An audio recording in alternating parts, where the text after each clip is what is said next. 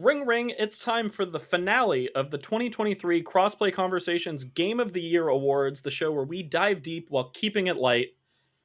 Dive deep talking about video games, if that wasn't clear. I'm your host, Luke Lewis, and today I'm once again joined by my co-host, the Wii U Wonder Kid, Jacob McCourt. Hi, that's me. It's part 2 time, baby. We'd love to see it. The Sneaker Savant back on camera, recovered from What's the suds. up? It's Joseph Hooper. We're here, finger guns.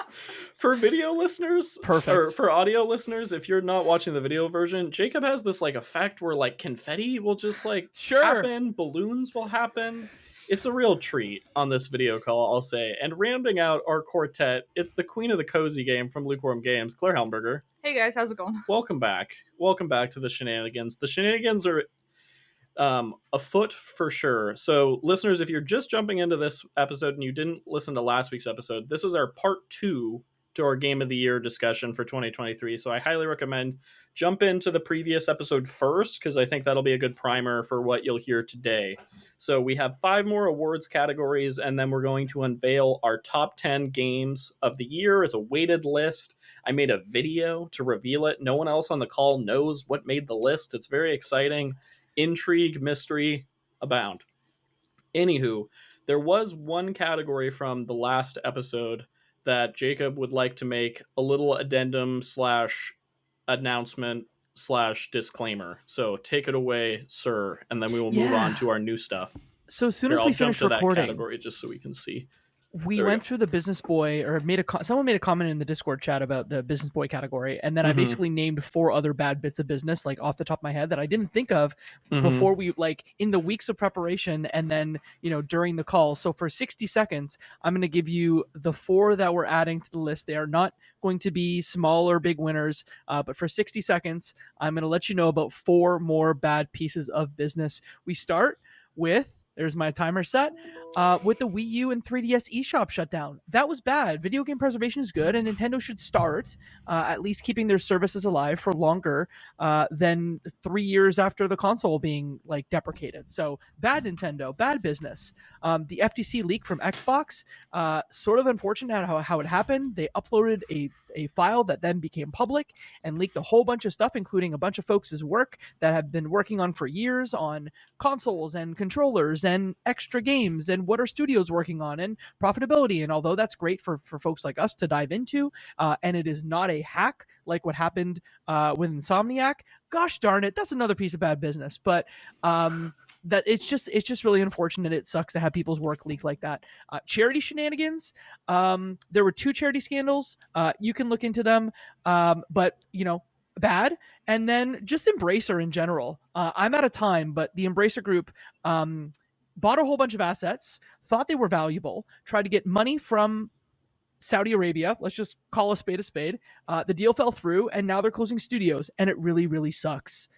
Studios like Free Radical, who made Time Splitters, they recreated the studio and then closed them right afterwards. So Embracer bad. Those are 4 more pieces of bad business, or I guess 5 if you count Insomniac's hack. Those are all bad, and they should feel bad. There it is. Let's move on.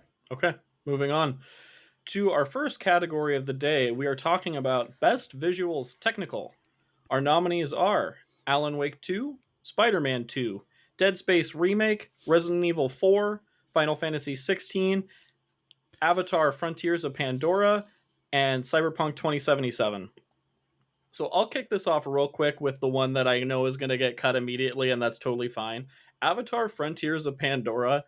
I played about 4 or 5 hours of this with my dad over the holidays because he's a big fan of the movies. We loved Far Cry games growing up, so wanted to check this one out.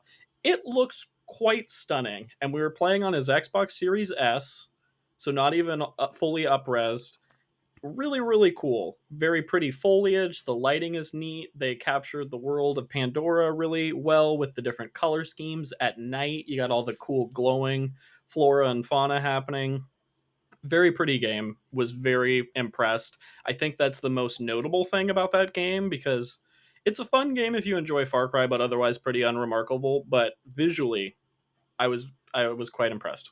So quick little shout out to that one before we get into the meat and potatoes, I think, of this category. How tall are the Na'vi?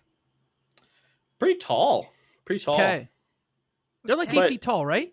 They're like 8 feet Something like tall, that, but to be yeah. honest, I didn't feel it playing the game. It wasn't Oh. like, oh my god, I'm so tall. It was just like, you're everything's big. Far Cry. Yeah, everything Yeah. feels proportionally big, so it Oh, felt okay. normal, kind of. But the people Hmm. are little, right? Yeah, when you're talking to humans, you're looking down at everyone, which is kind of funny. Interesting game. I don't who think any wants of us to- played Avatar, so Yeah, No. no, I just don't have more to say on it, but I wanted to give it a shout out because it is very pretty. Other games. Joseph, do you want to kick us off on some thoughts on this one? Sure. I mean, Alan Wake 2 would be my vote. I think this was the first current generation game that I was able to play on my 4080 PC. Nice. And boy, oh boy, was this just a beautiful darn game. So many moments where I stopped to watch as the sun or the light like peek through the trees, or like the atmosphere was just set like the fog and watery. And a big thing for me is hair in video games. Like looking around, a lot of times hair is either like super transparent or is very plasticky looking in cutscenes. I thought Saga's hair looked brilliant in this game, and it was one of like the first things I noticed within the first 5-10 minutes. All the facial captures look amazing as well. And it is probably the best looking game that I've ever played, just off the top of my head. So from a technical standpoint, Alan Wake 2, nothing short of a masterpiece in my opinion. Yeah, I would back that up. I think that's my pick for this category. And I think just to add on to what you said, Joseph, like, I think it's the game in this category that from a technical level excels, but also from an art direction perspective is absolutely insane. And I think to have such a high fidelity on weird, wild, artistic stuff is just really, really cool. Because I think there's an alternate reality where this game is like Deadly Premonition, B game, budget vibes, and it like doesn't hit the same level of like cinematic excellence that it does, but it's absolutely stunning. And I think it's one that holds the test of time. I played on PS5, so I didn't get the same level of fidelity, but I thought it still looked really, really amazing. So shout out to that game for sure.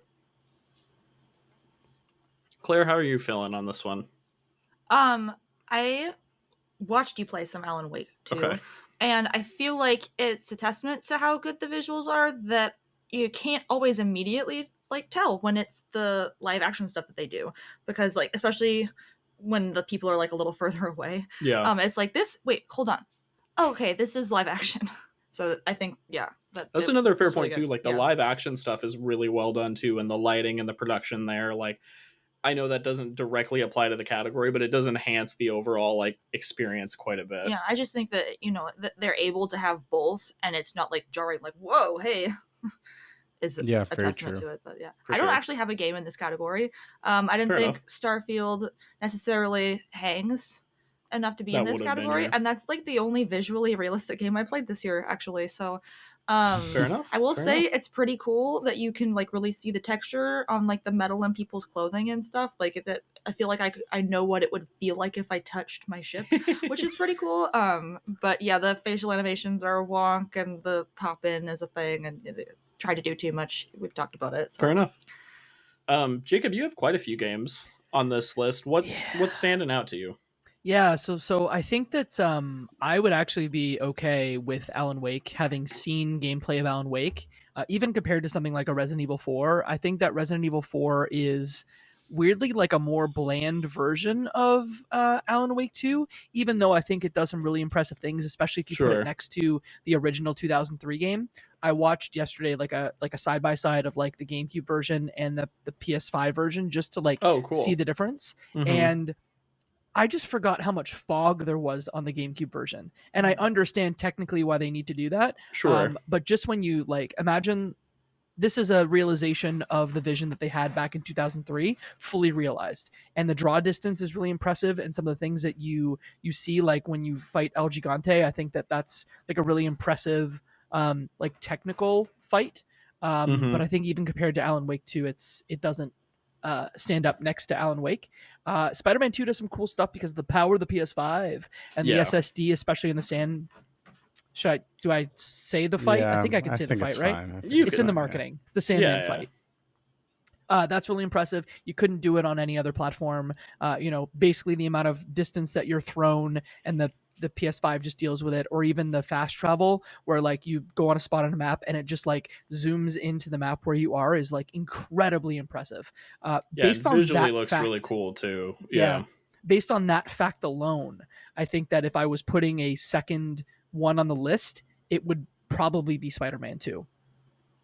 Yeah, I think that's a solid argument. I'd also give a shout out to Dead Space remake, for similar reasons to RE4. Like the original game, I think looks quite good and holds up, but this new one, the lighting, it just enhances the overall experience. It's scarier as a result of like the visual fidelity that they achieve. It looks really, really good. But to your point, Jacob, I'm less excited about that one than I am Alan Wake 2. I just think they're doing so many interesting things that it's hard not to give that one the edge. Worth noting with this Alan Wake 2 discussion, our next category is best visuals art direction. So more of a focus on like artistic, less about technical, more about the overall art direction. I have Alan Wake in that one as well. So I'm kind of just thinking like which one does it belong more in, but I almost feel more passionate about the technical because I just do think it looks really, really freaking good. And there are more stylized games, I think, to give a shout out to in art direction. I think technical, I always think about it like technicals, look at them polygons, and direction is like, wow, that's beautiful. That's a piece of art. Right. That's a style. That's you're doing something. Yeah, for sure. Final Fantasy 16? Looks pretty good. That seems to look good. NPCs don't look that great when you're just chatting to people, but other than that, it looks pretty good. Yeah. Icon fights unreal. Right. Yeah. Like you're watching an anime at that point. So almost that game better than an anime. Joseph? He's like JJK though. Depends. Yeah, it depends. I mean, Final Fantasy 16 is super jarring because you start off, and I think like very early in the game. Well, I guess I played the demo, so like once you pass like that demo segment, you see like the Shiva versus whoever fight, and that is just like one of the craziest like little CGI scenes I've ever seen.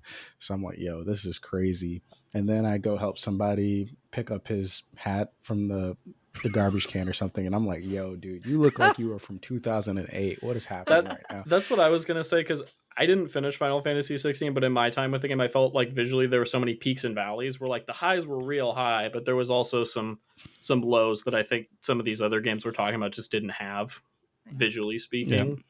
If Final Fantasy 16 was a 15-hour experience, I don't think. Ooh. I almost think like might be the amount of production. Well, so good. But like the level of production they would have in a 50-hour game, they put in a 15-hour game, and then everything looks amazing instead of the side quests all looking like yes. Yeah, I agree with that. I agree with that. I played some Cyberpunk this year. Pretty game.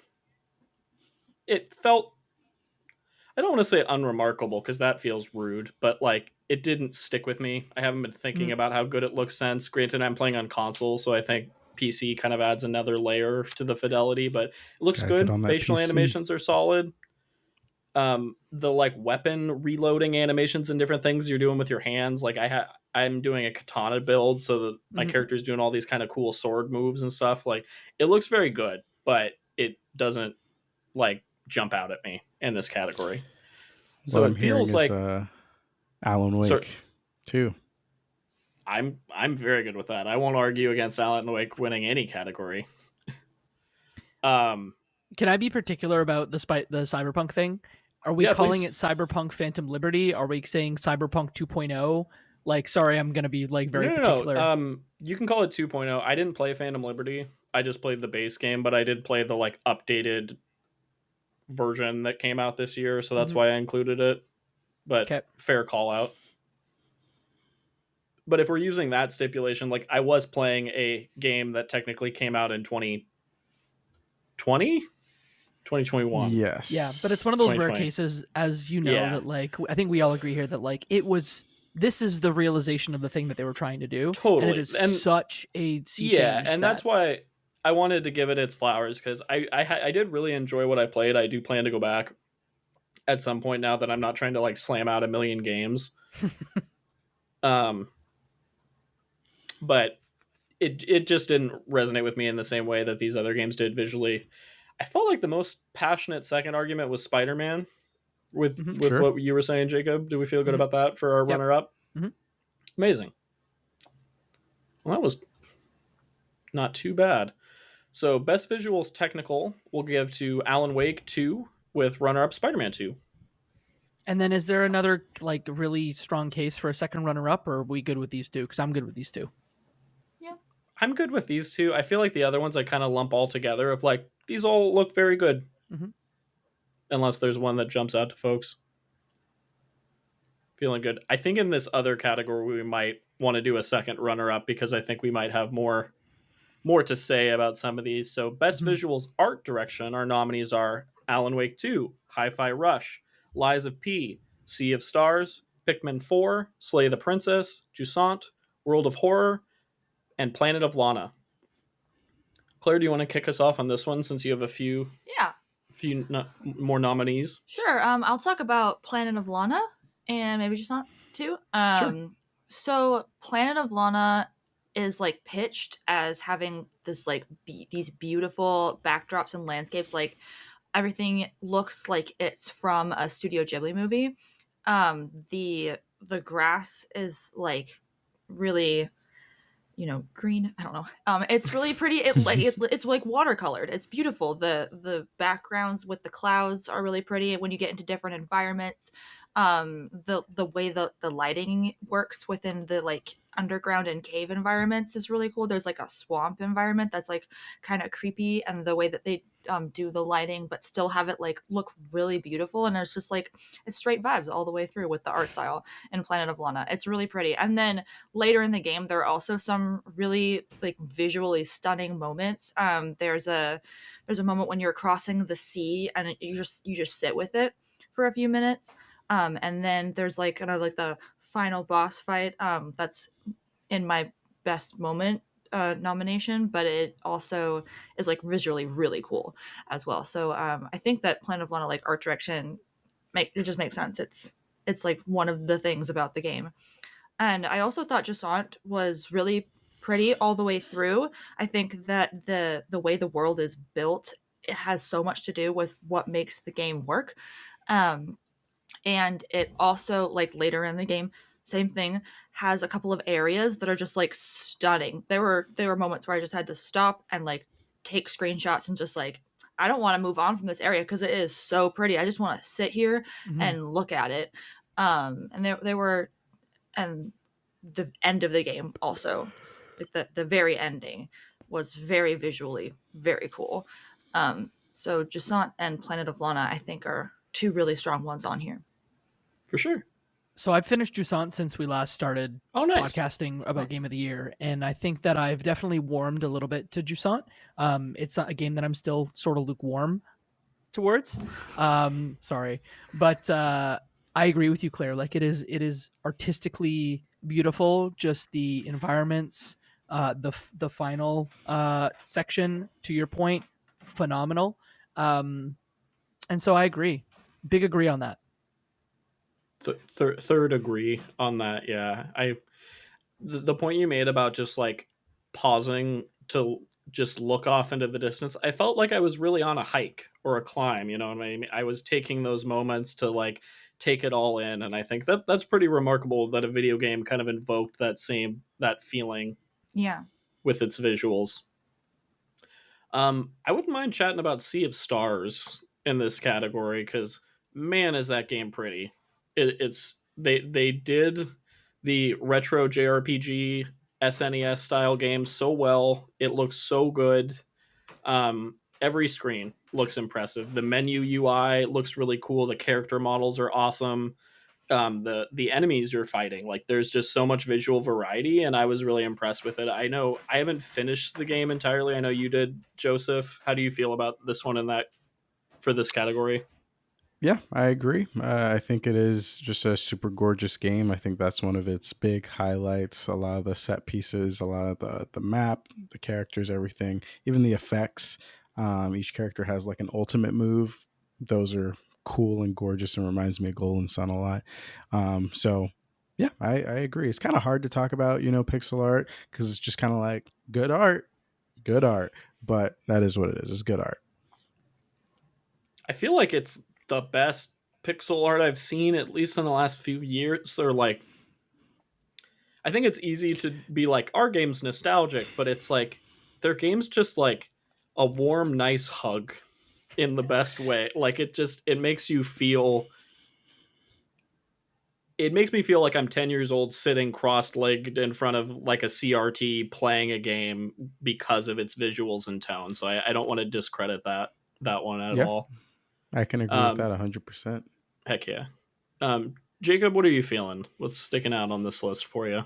I'd love to talk about Hi-Fi Rush, Yeah. because that's a game that we talked about it at Shadow Dropped. But the thing I think doesn't get talked about enough is just the animation style. It's not Spider-Verse, but it almost cops a lot of what makes Spider-Verse special, especially in the cutscenes.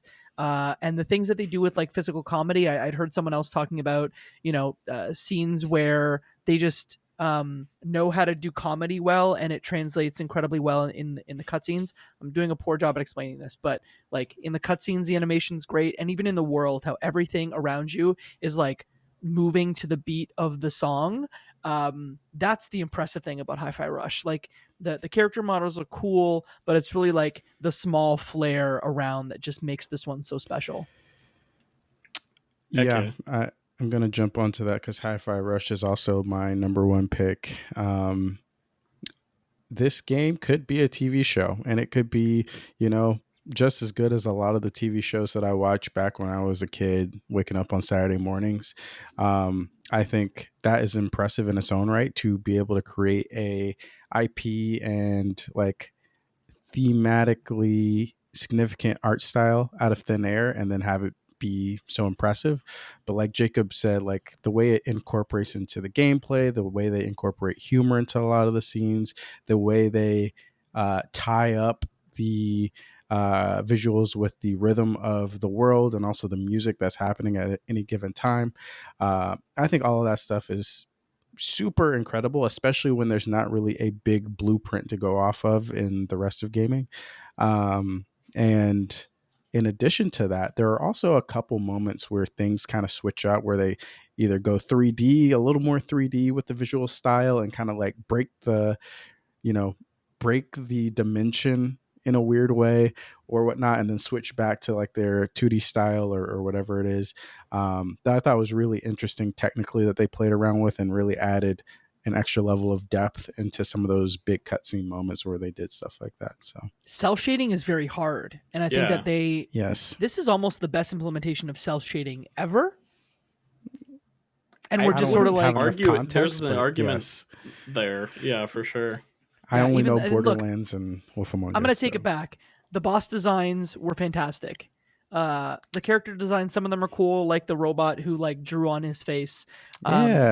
But the bosses were all varied, and one was a wrestler. One was secretly, very small spoilers for Hi-Fi Rush, was secretly a werewolf. Just very inventive stuff. So good.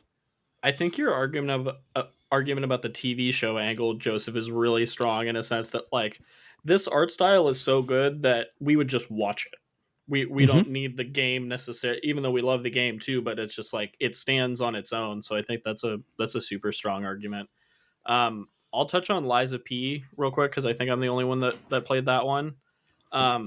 Very pretty game, really cool Victorian meets Pinocchio Disney horror vibes. I think it's really well realized. I think it's one of the most interesting settings for a Souls game or a Souls-like game. It resonated with me the most because while I wanted to love Bloodborne for its aesthetic, I was always really horrified, whereas Liza P, with its like weird mechanical Pinocchio child fairy tale vibe, really really engrossed me, and I thought it was really really cool, really really well done. I think a lot of these other nominees are stronger, but I do think it warrants discussion because I think it is a very very cool game, very stylistic, very interesting. Can I give two quick hits really fast? Yeah, please. And I think we'll jump in on the last one that I cover. So first, World of Horror. I just want to give it a shout out. Powell, who's the artist and I guess the solo dev for the most part on the game, was working on it part-time. He was a dentist and he decided to make a game over a lot of years. All the art is done in MS Paint, all of it. Whoa. Which is That's really incredibly cool. impressive. So I just wanted to shout out how cool it was based on that. And then something we'll all talk about, I'm sure, is Black Tabby Games' Slay the Princess. Yeah. Abby Howard drew all of the characters in pencil, and then they put them in the game that way. So just like an art style that we've not really seen in a lot of games, and that comes from the pencil of Abby Howard, which I love. Yeah, Definitely. literally like individual drawings and things. And if you go and follow their socials, they've done some fun behind the scenes. Like you can see her like sketching table and like the different individual drawings, and then like seeing how it culminated in Slay the Princess is really rad. Yeah, that's really cool. I want to talk about Alan Wake 2 in the context of this category briefly. I don't necessarily need it to win, but I do feel like from an art direction and style perspective, it's insane. It's so cool. Sam Lake and team to take the number of ideas they had for this game and make it into this like cohesive, intriguing game, I just think is it's a masterpiece.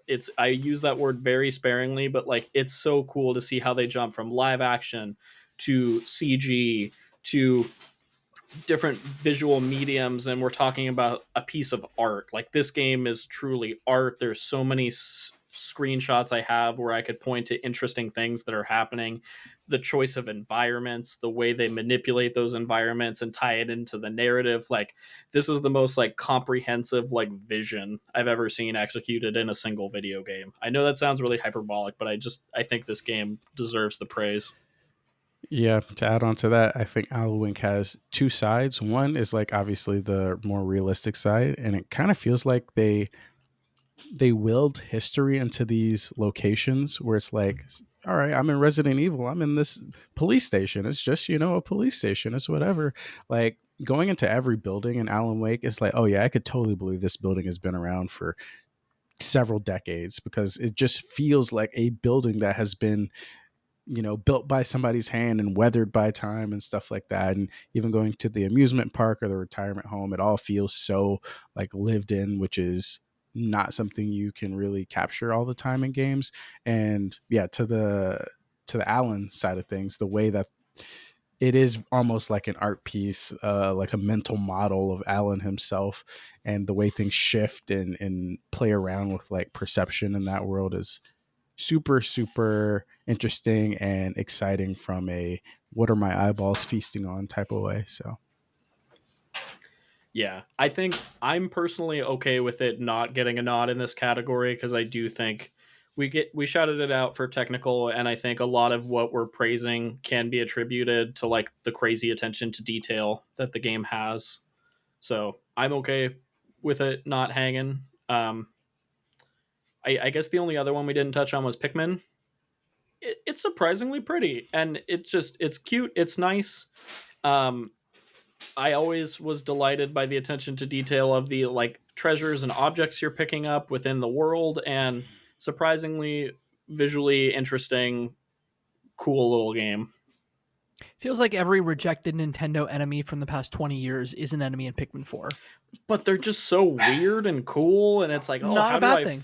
fight you? Yeah. There's just Slight spoilers for the like midway through the game, the like discotheque area. the discotheque area is great. I like discotheque. I think I mentioned this in last week's episode when I was talking about just the overall tone of the game. Like it feels like it could have been like a sequel to Pixar's WALL-E in the best way in terms of tone and like character animation and structure.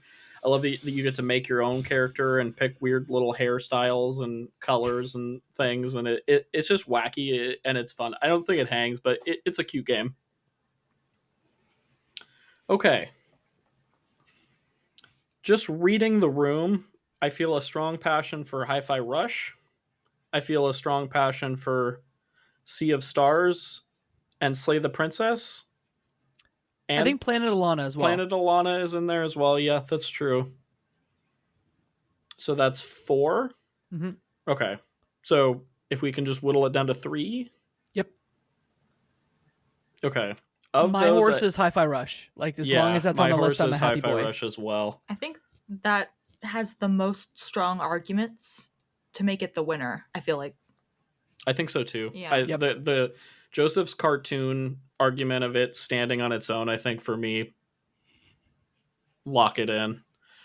So then we're down to Sea of Stars, Slay the Princess, and Planet of Lana, and we just need to eliminate one. I would argue. Tough. I was going to say, I would argue Planet of Lana, the art direction of that game does a lot of heavy lifting for what that game is.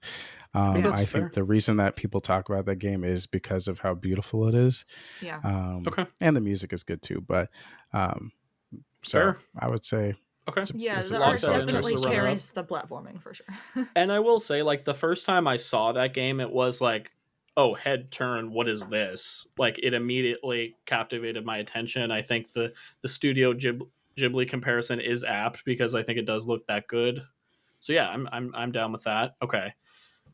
Sea of Stars or Slay the Princess. This is tough because they're both doing the things that they do individually very well.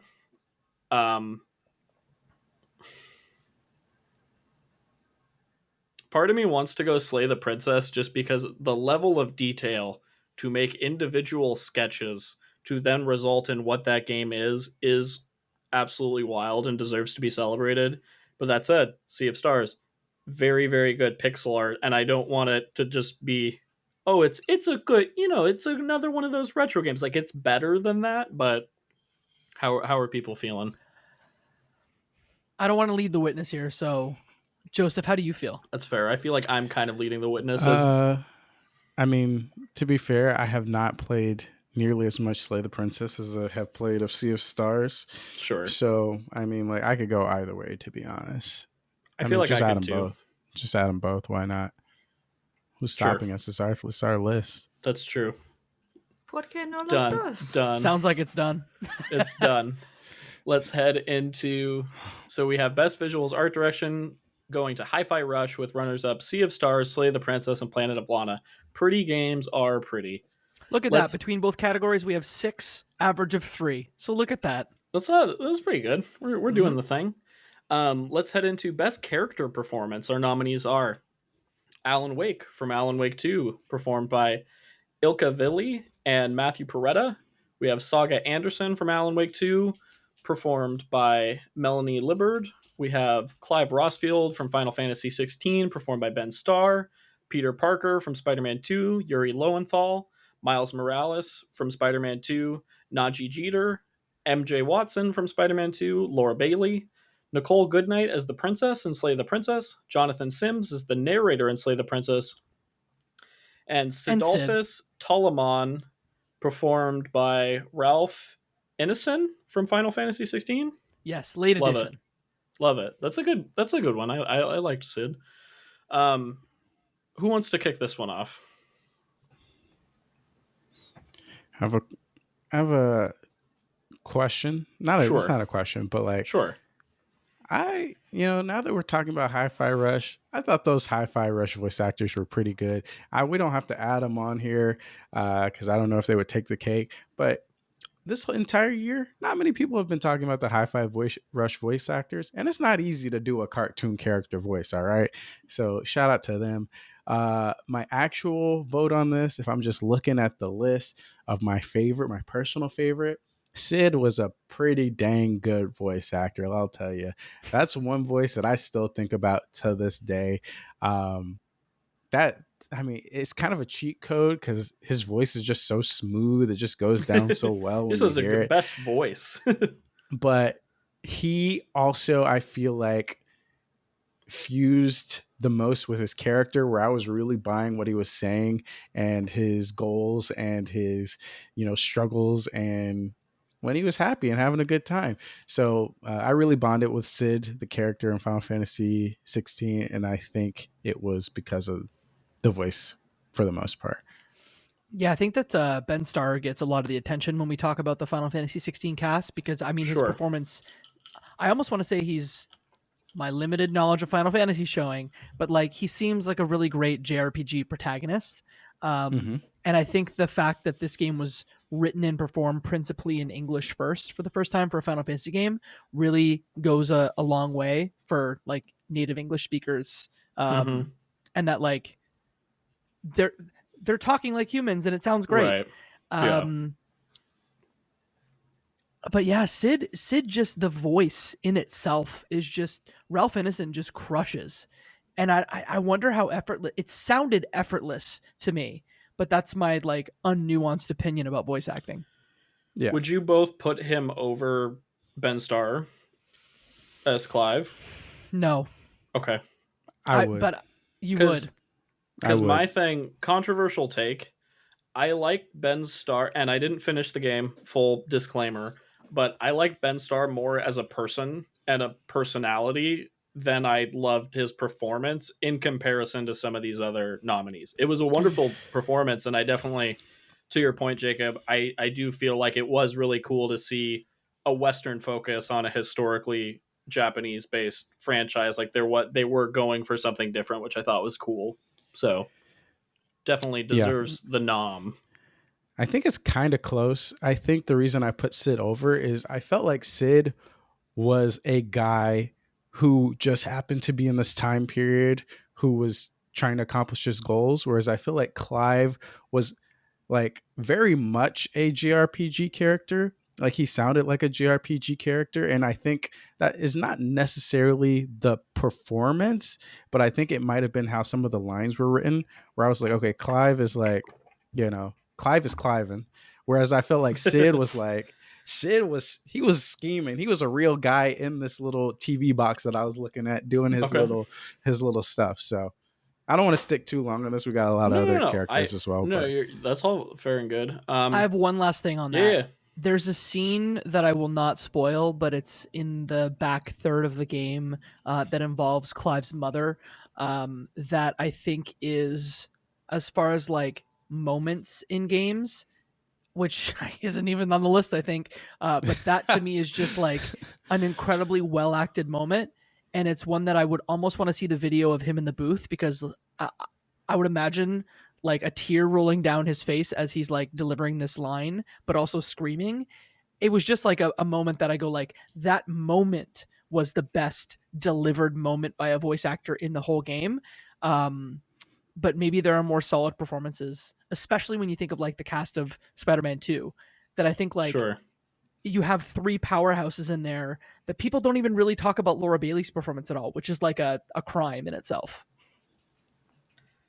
Yeah, that's a good segue. Let's chat about Spider-Man 2 a little bit. I think for me, Miles with Najee Jeter's performance, that's the strongest of the game to me. I think they're all quite good, but his character was the one that I was like the most excited to always get back to, the most excited to play as, the most excited to see him interact with others. I don't know how y'all feel about those. I feel like Miles is a cheat code, man. Like I like everything Miles related, so I feel like I really got to look deep into myself. It's a damn good performance. I mean, like saying, but I mean, like even in Spider-Verse, it's like, man, like I like Spider-Verse Miles and Spider-Man game Miles more than any other Spider-Man, just because like I just love Miles as a character. I hear you.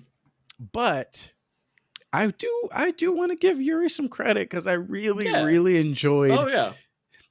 Like even though I think the writing wasn't like it was Last of Us level writing or anything, but when he was like trash talking Miles or whatever, talking like, what is he? He's just getting in the way, like da da da, and like I was like okay, Spider-Man, I'm really feeling like the suit take over, man. Like I really like the juxtaposition between early Spider-Man and late Spider-Man. So it's hard for me to pick which one was my favorite, but I really did like those two characters that Yuri got to play. And to that too, I feel like Yuri did some interesting things with the symbiote with Venom and didn't just default to like, we're going to get weird and I'm going to be an asshole. Like it was like, no, he had some more nuance to the performance, which as a longtime comic book fan, I definitely appreciated. To your previous point though, Jacob, about MJ, I think Laura Bailey was really solid. I don't know if y'all felt this way, but I felt a weird uncanny valley with her facial animations. Like at MJ, I thought her character model just looked kind of wonky, and in comparison to the other characters, anytime she was on screen, I like couldn't shake that feeling. That's not in reference to the performance. I just I don't know. I'm not trying to be nitpicky on that one. It just I feel like it a was lot of the odd face to me. models were kind of like that. I mean, Miles, Yeah. once again, A plus face model, Right. but like Peter Spider-Man has was a kind of thick like off. neck. The Yeah, thickest Peter was of a little bit necks. off. Harry was I'm good. still I never thought not going to the be Harry upset face model about was them good. changing the character model from what 2018 Spider-Man Peter looked like, Odd because it just choices. looked so much more normal. He looked. Odd choices. It was a better odd model. choices. Anyways, think- anyways. That's a separate podcast. But Separate Yeah, thing. yeah. Najee Jeter like has been now playing Miles Morales for 2 properties. So Najee played Miles Morales in the like 2017 to 2020 cartoon, and Yep. so that's why he was brought in to play Miles. And I think cool. he just does it. Oh, He just does interesting. it so I didn't know well. that. Do you want Yeah, that's awesome. more fun facts? So in Sure, that yeah. same cartoon, Laura Bailey plays Gwen Stacy, not Oh, MJ. That's interesting. And then guess who voices Spider-Man Peter Parker in that cartoon? The voice of Tom Chai Holland. from Hi-Fi Rush. oh No way. Huh. wow, Yeah. that's That's cool. cool. Yeah, I like Robbie that. Damon plays Okay. Peter Parker in that cartoon and Good fun plays fact. Chai. He's Very also nice. a main voice cast actor in Jujutsu Kaisen. Joseph, cool. but this is not an anime podcast. Very cool. Okay. Claire, do you want to chat a little bit about? I think Jacob put the Slay the Princess actors on the list, but I know you played quite a bit of the demo and are familiar with those ones. You want to jump in? Sure, because I don't have anything on the list. Yeah. You're good. I didn't add anything to the list, at least. I think that just both of the voice actors on the list here from Slay the Princess, Nicole Goodnight and Jonathan Sims, like such range. Yeah. I think Jonathan Sims totally sells the like narrator with an agenda, at least from what I played. And it's like there's like subtlety in his line delivery that like kind of sells the game. At least once again, just played the demo like 15 times. And then the princess, just like range. Such range. Jacob, you want to say more since you played the actual game? Yeah, I think with it, look, I don't want to spoil the game, but Nicole Goodnight and Jonathan Sims have to play multiple versions of the same character with a lot of nuance in their performances, and I definitely needed to shout out them because to me, Slay the Princess is 3 things. It is Abby Howard's art. It is the central concept of the game and how you play it, which I won't spoil, and then the voice performances by Nicole and Jonathan. So I don't know if they need to win this category, but I think Slay the Princess is a lesser game without them. That's fair. I think they're both very strong as well. And I think in terms of like when we're talking about performance, like single performances, the fact that they're playing multiple iterations of the same character, I think is really remarkable. I'll briefly touch on Alan Wake 2, and then I have a business proposal for everybody. What if we pick one character from each of these games? Because we essentially are working Ooh. with 4 games here. What if we just narrow it I down like to that. one and we call That's pretty that? cool. Okay. That's cool. So let me chat about Alan Wake 2. Feel free to give me the hook, tell me to stop, because I will just keep talking about Alan Wake 2 as evident on our spoiler cast that we did. But both the live action and the vocal performances for all of these characters, I can't overstate how incredible these all are in terms of versatility, and to the point of like playing multiple roles and things. Like Ilka has had to play so many different iterations of Alan in live action. Matthew Peretta did the voice, and for those that have played the game, it really goes places. There is such range. I would say the same thing for Melanie as Saga. I think having to jump between being a live action actor in on a film set to then being in a voice booth, I think requires incredible range, and I think that game showcased their skill set in a really, really remarkable way. So I think we'd be remiss to not have one of them on the list. It's really tough for me to decide between the two because I think the game, they're both so integral to that story. I would probably lean towards Ilka and Matthew as Alan, just because central character thematic structure, multiple versions of the same kind of identity throughout. But Melanie is very, very good as well. Yeah, I would lean towards Alan as well, although I did love Saga Anderson. Yeah. One of my favorite characters, man. And I think we talked about seeing her in person in the crowd at the Game Awards. It was just like, oh my god, So she looks trippy. exactly like it's so cool. So trippy, yeah. Isn't the whole thing about Saga is that like she calls out like tortured artist bullshit? She's like I would call her the voice of reason. You know what I mean? The most grounded character in this game, which like she's very essential to the player perspective for that reason. So it's hard to pick between the two because, like I was saying, they are really important to the game. But I think, I mean, I guess I can. This isn't even spoilers for you, Jacob, because you've seen the Game Awards performance. But there's a musical number in the game, and the fact that like Matthew Peretta sings and Ilka dances, and there's a lot of range to those two that I think the world was not prepared for, and that we were all Very totally true. caught off guard by Very true. that. So I will shout that out. Okay, so let's see here. So do we want to stick with my idea of one character per game? Yeah. To Correct. keep it simple. Okay. It seems let's just go down the line. So for Final Fantasy, who is our one character? I know Joseph, I feel like you said I'm gonna Sid. lose here. I did say Sid. I feel like it's Sid because you guys are like in Ralph Ennis's corner here. I really like his voice, but I'm almost wondering, like, is it that I like his voice more than, you know what I mean? But I think they're both good. So I'll err on both of you since you finished the game. Wait, no, you're the tiebreaker. You're the tiebreaker. Oh. You have to break the tie because I'm Ben Yeah, I'll Starr go and he's Sid. Ralph Ennison. I'll go Okay. Sid. Let's I go. think if you need me to break the tie. Jacob will remember this. He's finally fair. winning an award. I got it. Yeah, do you guys want to go to Alan Wake? It sounds like Alan Wake Sure. is the one. Give it to Alan. Yeah. I think we said Alan, yeah. Honorable mention to Saga for sure. Najee Jeter for Spider-Man. That's where I'd go, but you guys did make a very solid case for Yuri, so I wouldn't be opposed Wait, to that if you Who felt did you stronger. vote for, Jacob? Najee Jeter. Okay. I I'd think say that that there as is well, but I don't think there's a wrong answer.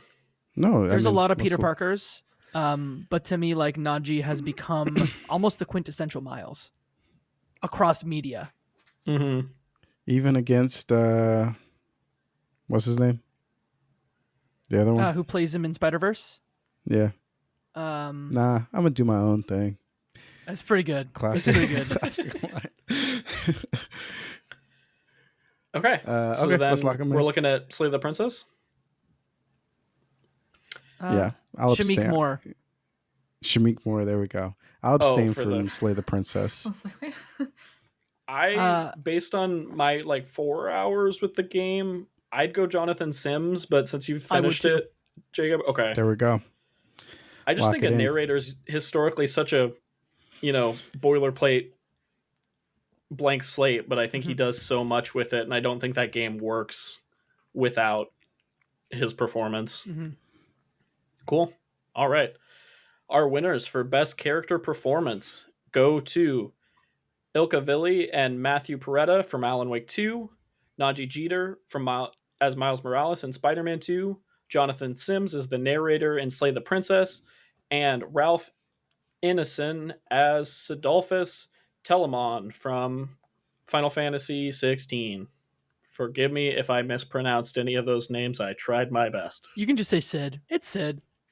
I'm pretty sure I crushed Sidolphus. I don't know about his last did. name. Okay, let's move on to our second to last category, the penultimate round. We have Best Narrative. Our nominees are Alan Wake 2, Slay the Princess, Venba, Spider-Man 2, Baldur's Gate 3, Jusant, and Final Fantasy 16.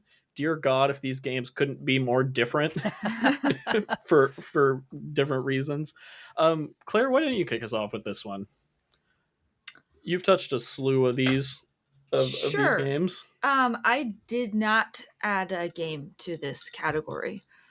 But of the games I've played enough of to speak to, I think that Venba's narrative is so important and so well done. And I just love games where you get the narrative through the action that you're doing and through the environment. And it's not like you experience it the way you would experience a narrative in any other medium. And I think that Venba does that really well. So you're not just getting, shown the characters and their lives like it's a movie.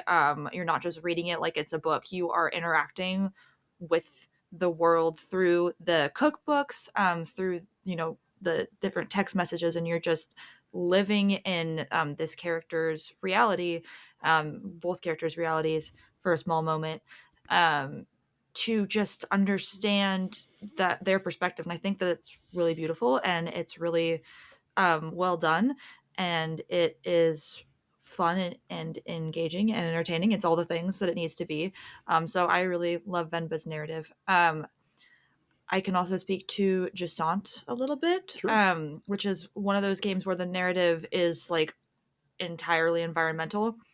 There's no dialogue in the game.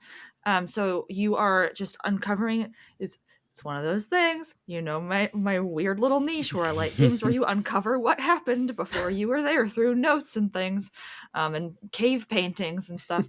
And that's what Descent is. And I think that it's really easy to miss the narrative if you don't pick up the notes. And I mean, I missed a ton of notes, so I missed a ton of narrative. It'd be really cool to see what each note was. And there's a couple different like threads. It's also really interesting because what had happened was, as the Jusant happened in the past and the water level went down, people descended after it, but you are ascending the tower. So you're kind of getting some of these notes in reverse. Like you are reading notes first early in the game that were written way later than the notes you read at the end of the game. So you're kind of experiencing what the people experienced backwards, which is really cool also. And then there's one character's journey that you follow who was also ascending the tower, and like long before you did. So you get to follow their journey too. And that is really cool. However, I don't think that it hangs. I think it's cool. I think it's really cool. But I would say Venba over Jusant, and I'd imagine it will probably go to another game in this category. So. I think that's fair. I enjoyed Jusant's narrative quite a bit, and I did find it interesting, but I just think because of the I don't want to judge it on the amount because I think it's intentionally like minimalist in terms of narrative structure, but I do feel more passionately about some of these others. But I do think it's very good. And I think Venba, just in terms of what it does for representation, I think is really powerful. Because a perspective we don't see very often portrayed in games. And on the cry meter, I cried twice. And it's a very emotional game, and it's beautiful, and I think it's, like you said, it's important, which I think is really worth noting. Joseph, you haven't really gotten a chance to talk about Baldur's Gate. I feel like we should give you the floor to tell us why you love this game. And I'm sorry I didn't play it before this podcast, but I'm excited. I mean, Baldur's Gate, it's an all right game, It's an all right game. God. But does it have the best narrative? Let me tell you, there's a strong case for that. There's a strong there case. It is. Because the crazy thing about it is, even though the game spiderwebs so much where, I can go a completely, and when I say completely, I mean completely different path than somebody else that played it, meaning that I hate the goblins that are in the first, hour, 2 hours of the game, or not hate, but like, these are the bad guys. So I'm going to, wipe them out or like take them down so that the prisoners are saved or something. Somebody else could completely do the opposite, and they could side with the goblins, and the goblins could wipe out all the prisoners and one of the main camps you find in the beginning of the game. And Baldur's Gate 3 takes that into account, and they give you a completely different cutscene depending on which decision you make, and it's fully animated, and it furthers the plot deeply. It's just different characters giving you the information. And the way that this game continues to do this and continues to keep me invested in the overall story, despite all the random decisions that I'm making that are seemingly huge decisions that could, transformed the game greatly is pretty unbelievable. And I think one of my best examples of this is one of my favorite moments in a game so far this year, or last year, I guess, was I have these two characters in my party. They clearly hate each other just because of their backgrounds and what they know about each other's factions. And I don't care because they both have abilities that I need in my group to survive this gameplay. So I'm like, all right, you guys are just going to ride with me and I'm cool with both of you. So you guys have to work it out. Well, to rest up and get more magic slots or abilities or whatever in the game, you have to do this little thing called a long rest at camp. And usually you just rest. You see a small little cutscene of everybody sleeping and you wake up the next morning. Well, I went on a long rest one night and I wake up in the middle of the night to see one of those characters has a knife to the other character's neck. And they're like, hey, look, this person is evil. Like, I can't like deal with them anymore. And we're going to settle this right now.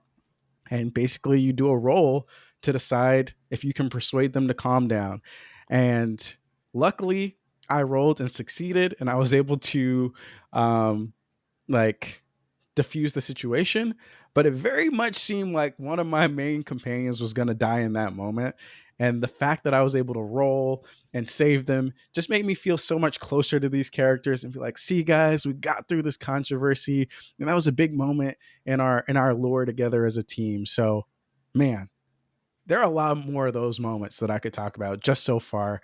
That's awesome. And I say just so far, I spent like 60 hours into the game so far, but like, there are so many more of those moments. So, man, I love it. I love your passion, and I'm definitely ready to include this. It sounds awesome, and it's something I want to play at some point, but historically, it's just never been my genre. But it really sounds super impressive. I want to ask one question about it that I have been wondering. So you mentioned the dice roll aspect of the game. Does it ever feel frustrating that there's kind of a chance-based element to some of these decisions you're making in terms of a narrative perspective? Does that like take away from it, or is the like risk reward so cool that you don't know exactly how it's going to play out? For me, it's the latter. I think that having like a bit of the game end up in fate is fun because it's like, in a real life scenario, if I'm trying to talk Jacob off the ledge from doing something crazy or whatever, there's no guarantee that what I'm saying is going to get through to him.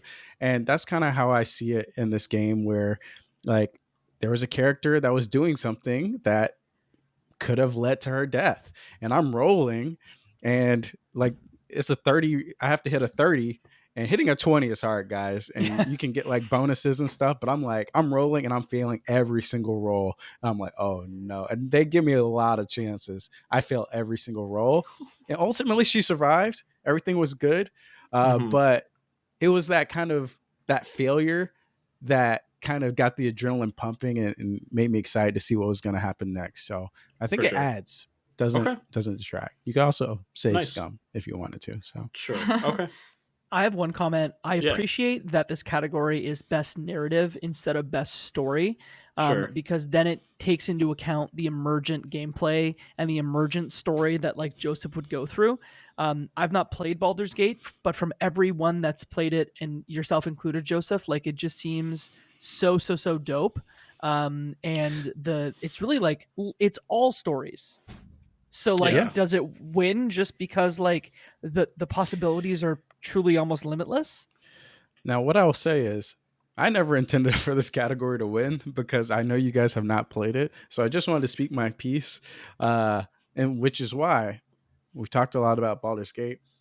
I am very conflicted between this, and honestly, I probably would give it to Baldur's Gate, but Alan Wake 2 is also like not even runner up. It's like I could be very convinced to put that as number one as well. Okay, well, let me convince you. Here we go. No. There you go. Question, there you go. Spoilers here or spoilers in best moment? Because I would love to, for one of them, let y'all go and take the headphones off.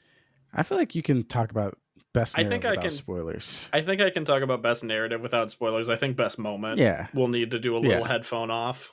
Because I think it's one of those where the folks that have played it know what we're talking about here. But I'll just say that I will really defer to you, Joseph, on this one in terms of the Alan Wake versus Baldur's Gate argument. Obviously, Alan Wake is my pick for this category, but I haven't touched Baldur's Gate, so that is what it is. But I do think, to your point about emergent gameplay, there is something to be said for the fact that I think it was Janet Garcia mentioned this on a Game of the Year podcast that I was listening to, where she said that the little moments are written so well that it elevates the game in such a way where I definitely think, from what I've heard about Baldur's Gate, like the fact that she can have an amazing conversation with a squirrel that no one else will have, like that's pretty cool. So I just wanted to shout that out. But let's talk about Alan Wake 2.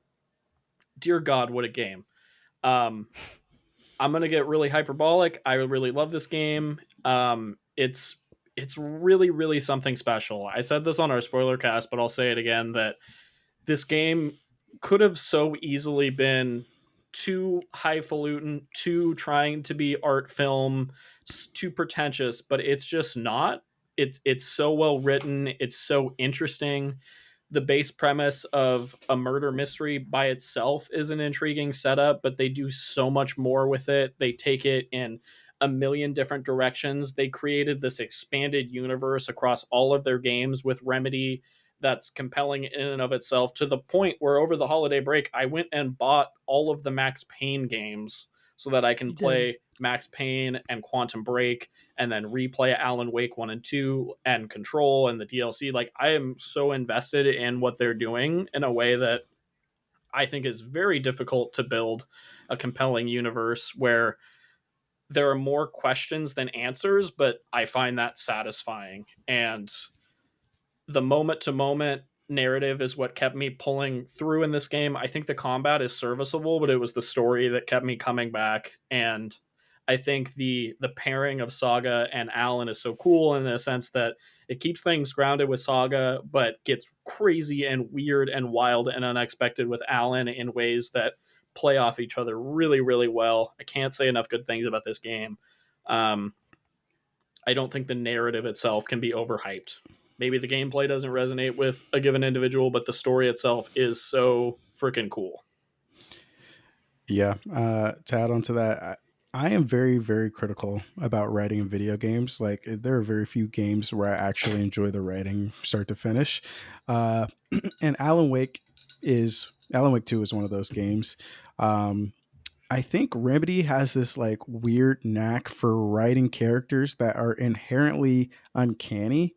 Like, the way they kind of talk in some cases is uncanny, but because of the world they build around these characters, you kind of give it a pass and you're like, okay, these characters are weird just because there are so many weird things going on. And I think that's kind of like the Twin Peaks kind of effect or whatever it may be. But there are so many moments in this game where the I don't know, like the extracurricular stuff that's happening around your characters enhances what you're experiencing so much more. Similar to Control, you're finding all these different files where you're like, oh, this is redacted, that's redacted. That makes me more interested in what's going on. In Alan Wake, you're finding like the manuscript pages that are defining what's happening in real life. And also, man, like, just, I'm not going to spoil it, but from the beginning of the game, once you get into the town, you can tune into this radio show and you listen to this radio show throughout the game and you're just like, what the fuck is happening? Sorry, do we curse? I don't even remember if we curse on the show. Yeah, we do. Yeah. We curse, baby. We're just like, you're like, what is happening? Every time you listen to the show, you get more information. You're like, yo, this is weird as hell. What I'm listening to right now. And people could just not listen to that radio show and they'd still get a pretty similar experience, but it just enhances things so much. And then the way it ties into the Remedy verse, chef's kiss, obviously, and the metaphors and all that stuff, unbelievable. I can't overemphasize that, like, we did a 2-hour spoiler cast and I think we all could have easily gone for 2 more hours and It's true. had a wonderful time. Had so much to say. It was a delightful conversation, but yeah, such a good game. Jacob, do you want to talk about Final Fantasy / other picks? Yeah, I was gonna run through the rest of the picks Sure. because I actually don't think they stand compared to some of the others that we've already talked about. So Final Fantasy 16, I think, builds a really great world, and I know that y'all have played it too. So feel free to add on. The Game of Thrones comparisons are apt, and I think the active time lore is a mechanic that we've not talked about that I think is something that I want to see more games do, where at any point you can hit the touchpad and it basically brings up an encyclopedia that says like, hey, whoever's on screen, almost think of it like Prime Video X-Ray, Yeah, I was where just you can gonna just say that. like, Yeah, hey, this character, very here's helpful. the story. Oh, incredibly helpful. And even when you speak to sort of someone on your ship can share the history of all the battles that have happened throughout your gameplay that don't necessarily like directly affect Clive in every respect. There's just like, mwah, but I think that the game loses in the back third when they sort of abandon this story for something else. I think it's good. It had the potential to be great, but I think that there are better picks here. Slay the Princess, I think, does a really cool thing that I don't want to talk about. I just think you should go play Slay the Princess. And what's neat is that, like a few other games, like what's that narrative game where you're going through an office? Not the beginner's Stanley guide. Parable. Stanley Parable, thank you. Where like you take your playthrough as your playthrough, and like no one will be able to take that from you. And sure, can you go through and play 25 hours of Slay the Princess and uncover every single thing? Yes, but I almost encourage people to just like play it once and then talk to a bunch of people who have played Slay the Princess, because then you can kind of pull out different story threads. And then Spider-Man 2, and I think this is where everybody jumps in.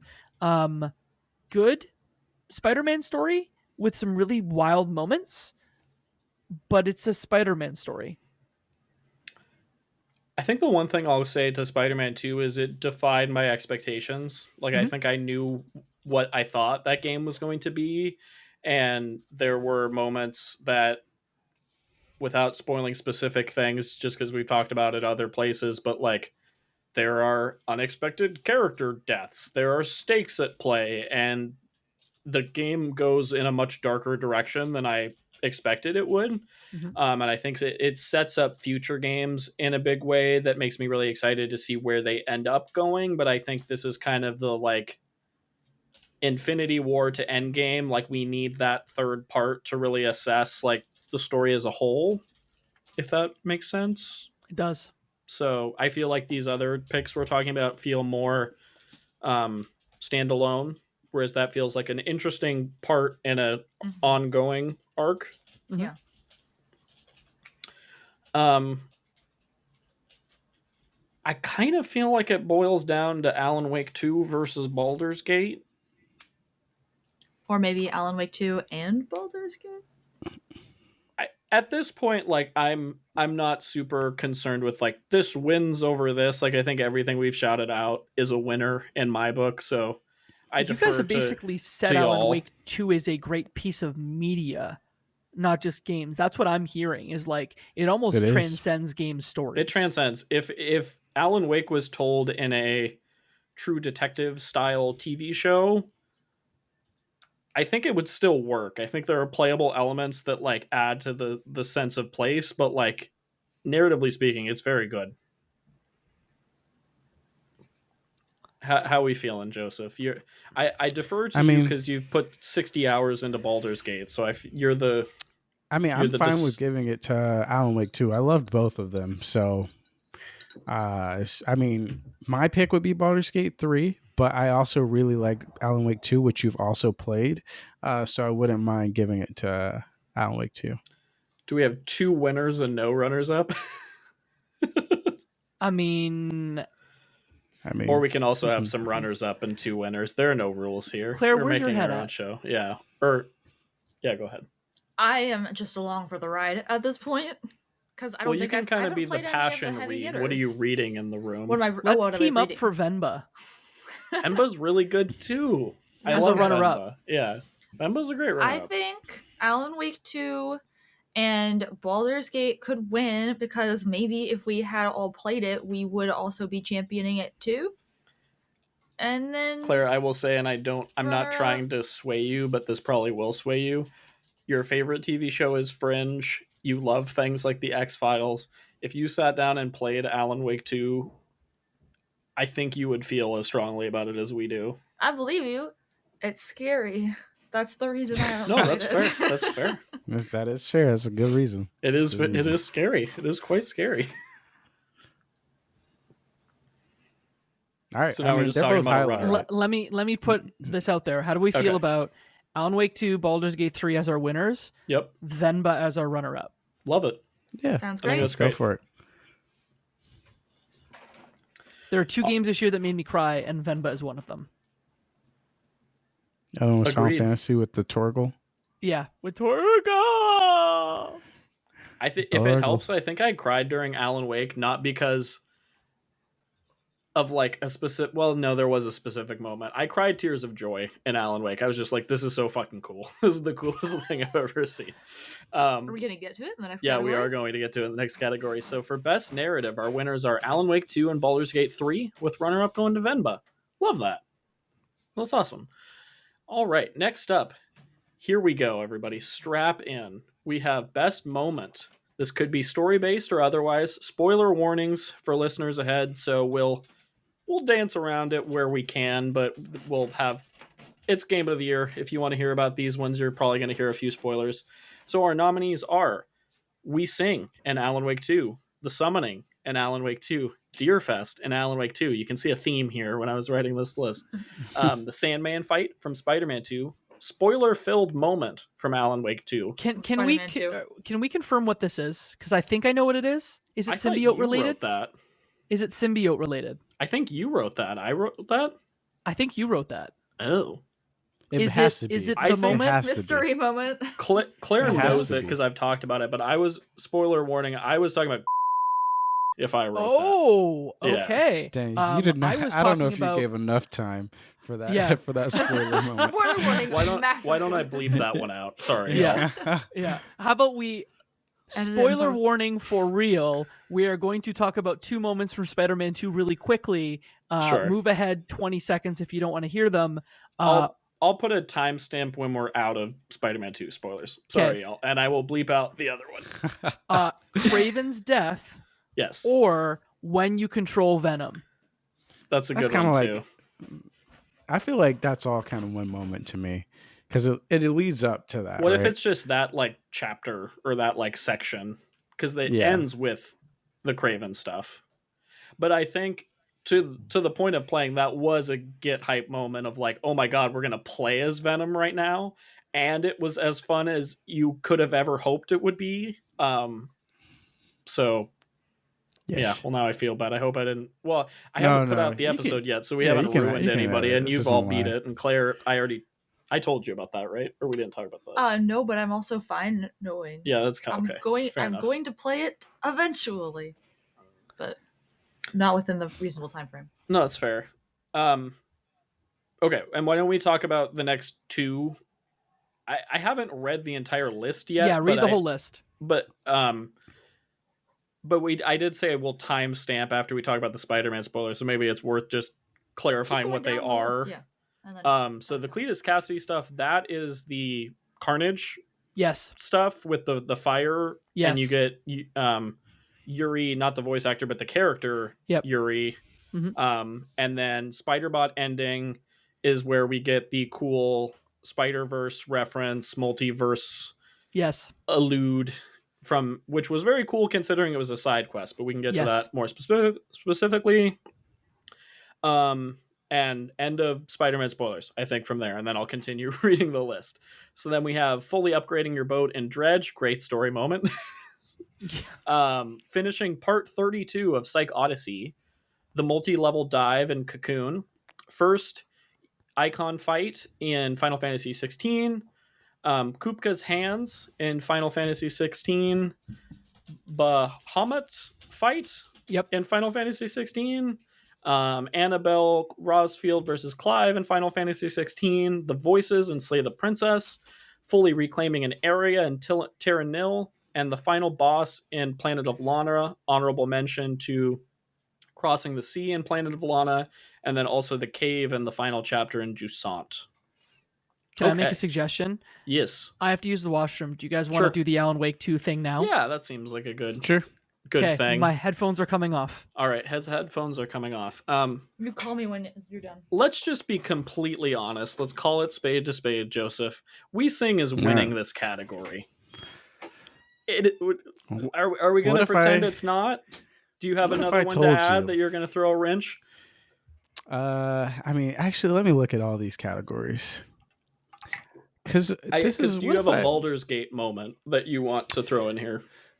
Baldur's Gate moment. I feel like I haven't gotten to. I got to some good Baldur's Gate moments, but none that I would say, okay, beat this. It's also such a unique experience that it's hard to weigh a singular moment specific to you.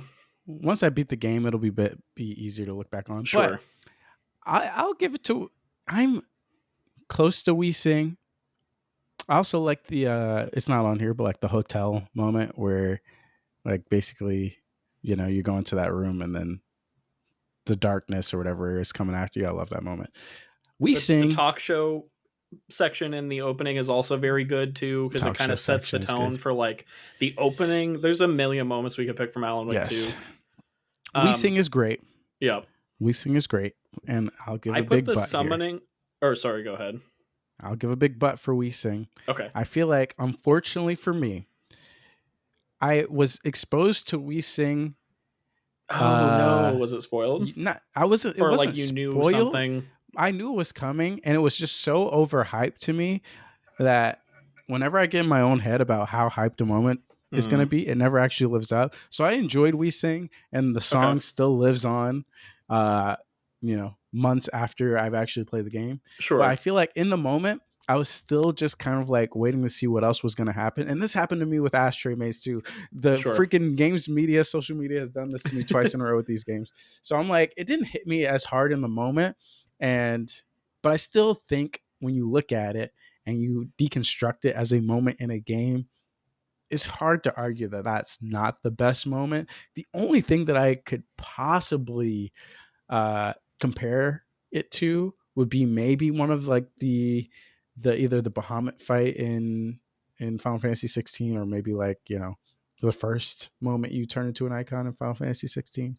And if we're going completely off games, if we're giving an award to Psych Odyssey, well, let me tell you, that is still one of the best pieces of media I consumed last year. That's a whole different discussion. We can talk about that when Jacob comes back. But I do think We Sing, out of all the Alan Wake moments, is far and away the best one holistically. I'm gonna quickly shout out the other two moments just so we can get Jacob back on. I put the summoning, which is the section where you're playing as Saga and Old Gods of Asgard is playing at Cauldron Lake, and the gameplay gets crazy. I think it's probably the strongest gameplay moment in the game for me. If that was when the combat was firing on all cylinders, you have basically unlimited ammo, you're firing flares everywhere. Very cool. Deerfest was a very unexpected moment, very surreal, very cool way to wrap up the game. I love Deerfest. We Sing stands the highest for me because I didn't have anything spoiled other than at some point in the first third of the game, you do a really cool chapter as Alan. I had no idea it was musical. I had no idea gameplay was going to be involved. The pacing really surprised me. Just the level of production, commitment to the bit, to the quality of the song, the whole thing, visually stunning. It's something I will never forget in gaming, and it's something that I still think about. I just can't forget that moment. Okay. I think you're good to... trying to visually signal Jacob that he's good to come back. So welcome back. Just before we move on, I did want to say that the final moment in Alan Wake where you take the donut and then I'm just playing Jacob. I'm just playing. It's a joke. Little joke. It's a game I own and a game I want to play, but no. And it's one that's... I had zero things spoiled for me about this game, and I'm so thankful of that I knew absolutely nothing going in. But essentially very strong nominee, I would say, with the We Sing chapter specifically. I would also offer the same concession that we did for character performance of maybe we could represent a couple games here because we have quite a diverse selection of things. Mm-hmm. That is true. That is true. I'm going to cross off some things as we're discussing just for the sake of keeping track of what we've talked about and what we haven't. Do y'all want to chat a little bit about the Final Fantasy stuff? Would love to. Which so if you had to choose, I'm just curious, out of these 4 moments, which one are you choosing, Jacob? Yeah, so I think spoilers for Final Fantasy 16. 5, 4, 3, 2, 1. I think the Bahamut fight is actually, pardon my French, fucking crazy. You go to space and fight a fucking dragon, right? So that in itself is like a crazy moment gameplay. But I think the character performance of Clive in the moment with Annabelle Rossfield, where I guess your half brother goes crazy and causes Christian Lesage to go crazy, and then after the fight you have a confrontation with your mother, which ends up ending in her own demise, and like just the acting by Ben Starr, who should have won best moment or best acting whatever in the last category. I'm still mad about it. But that to me was like the best character moment. So really it's and I mean Kupka's hands was crazy, like when they just get sliced off. That Out of didn't context, seem like... that's such a funny moment Kupka's title. hands. Yeah, Kupka's hands. Great hands. Yeah, you got bronze hands now. And then the first icon fight is just like, it's in the demo. You can play it for free. Classic. I got to that moment, and that was very cool. That was like where I got the reference of like, yep, this does feel very anime. The scale of this is really cool. Mm-hmm. The cutscene production, like, that was a hype moment for sure. I almost like the Bahamut fight is almost the best fight and makes the last 2 fights in the game sort of disappointing. I would agree. So, look, I'll go Bahamut fight. Okay. For the Final Fantasy stuff? Yeah. That'd be my vote too. I did like the moment with Annabella and Clive. I don't quite remember the performance, but that is because I was confused as shit. All right. Like that, just to put some context here. Like obviously Annabella versus Clive, there's a big confrontation that has been building up from the demo. If you play the demo, you're like, okay, like they're setting up something here. So I was like ready for that. But also in the meantime, there was this huge plot twist where I was like, I'm trying to put into my head how this even makes sense. And I literally can't. I was just so confused. I'm like, so this person was bad all along, but was he always bad from the very beginning, or was he possessed? I don't think it was possessed, because this person that I'm talking about just dissipates into the ether, dissipates. So I'm like, does this person not really exist? Is he a fake person? Like, what's going on? And then, then they confront Annabella. And I was like, dang, this is great. But does she know about what just happened in that cutscene? Like, because I'm just so confused. Anyways. There's a lot with Ultima and that's the thing that I alluded to previously, that I think, making this JRPG about killing God is sort of disappointing when like, that's the thing that happens in all JRPGs. Like eventually you fight fucking God. But I wish the game could have just ended after Bahamut. That would have been sick, man. That would have been sick. Very fair. Spoilers finished for Final Fantasy 16. Spoilers finished. Claire, do you want to chat about Terra Nil, Planet of Lana, Jusant? I'm sure. No spoilers needed for Terra Nil. It's just the gameplay loop. When you fully complete an area and it's just completely green and the wildlife, and then it just like plays the music while it gently pans across the environment that you've created, and you can stay there as long as you want. That's cathartic. That's really cool. I think I talked about that one on the last one. Spoilers for Planet of Lana, if you care about that. Oh. Wait, I thought Joseph played it. I'll stay on the mic just so someone is here to talk to you. I didn't finish it. Oh, okay. I haven't finished it either, but I want someone to be here to hear what you're saying. The moment in Planet of Lana where you are taking down the mothership and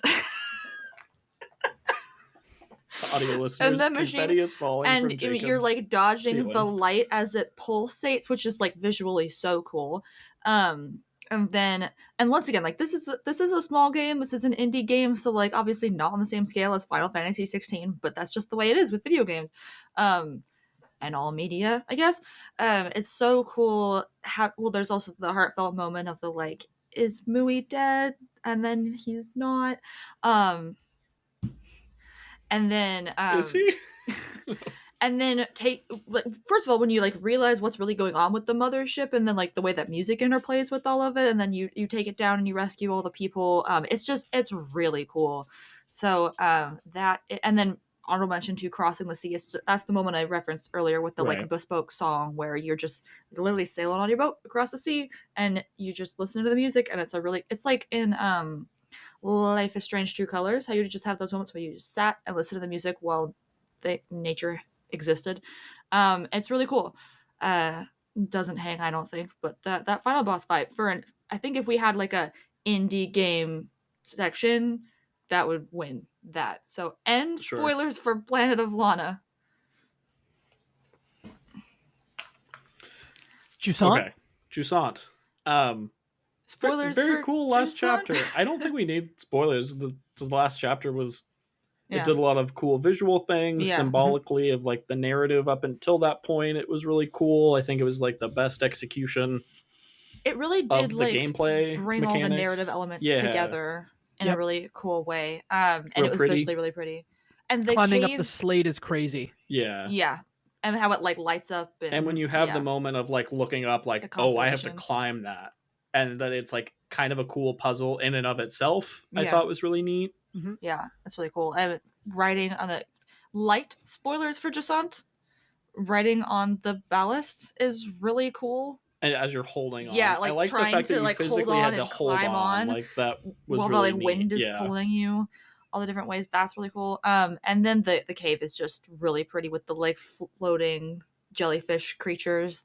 Then the bioluminescence. That was the so section of the game where I was like, oh, we this is hitting on Journey Abzu. That's what I was just like. That's the section where I was like, I just want to stop and not leave because it's so pretty and just watch it. Totally. So. Cool stuff. Awesome. Did you talk about Spider-Man already? We briefly touched on it with the spoilers, but we didn't give like distinct feelings.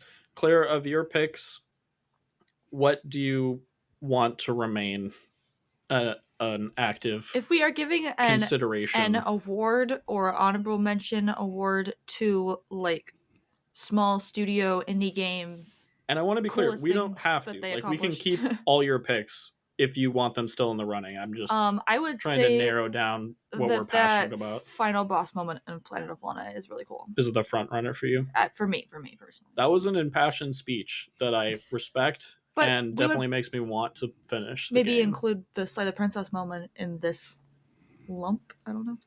That's true. Yeah. How are you feeling about Slay the Princess? Jacob, did you add that one or did I add that one? I did not add that one. I don't think you would have. Okay. I think I added that one.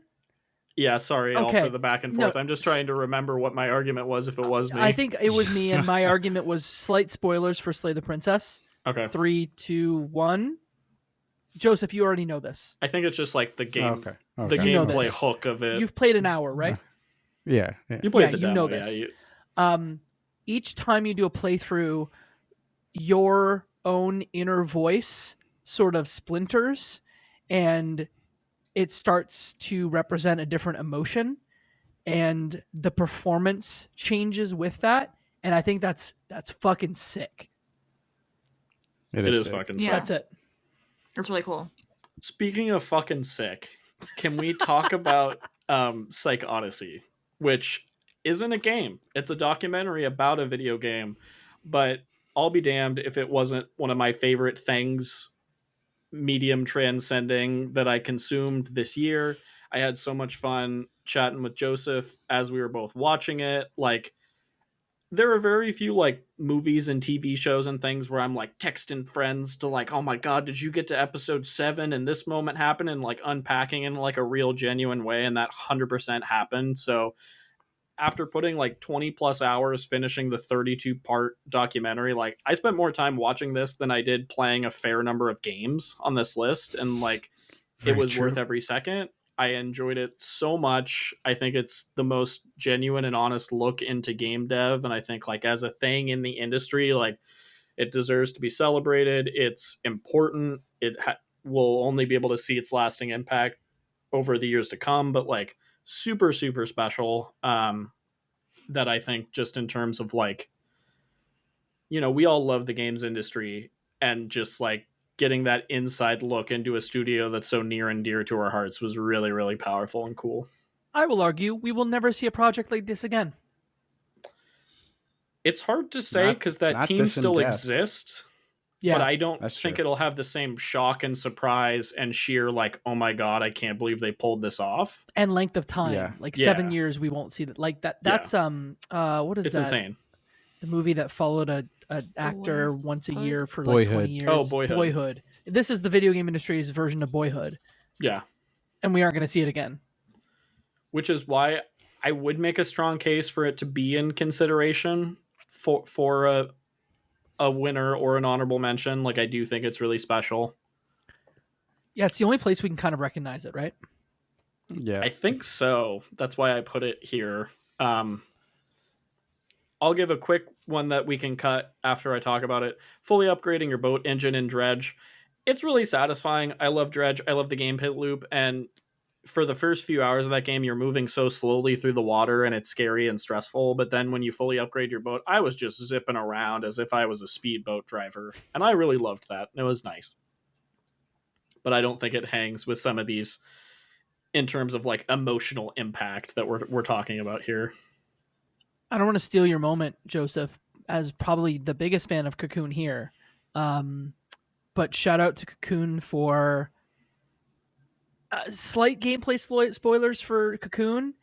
The first time you dive within an orb,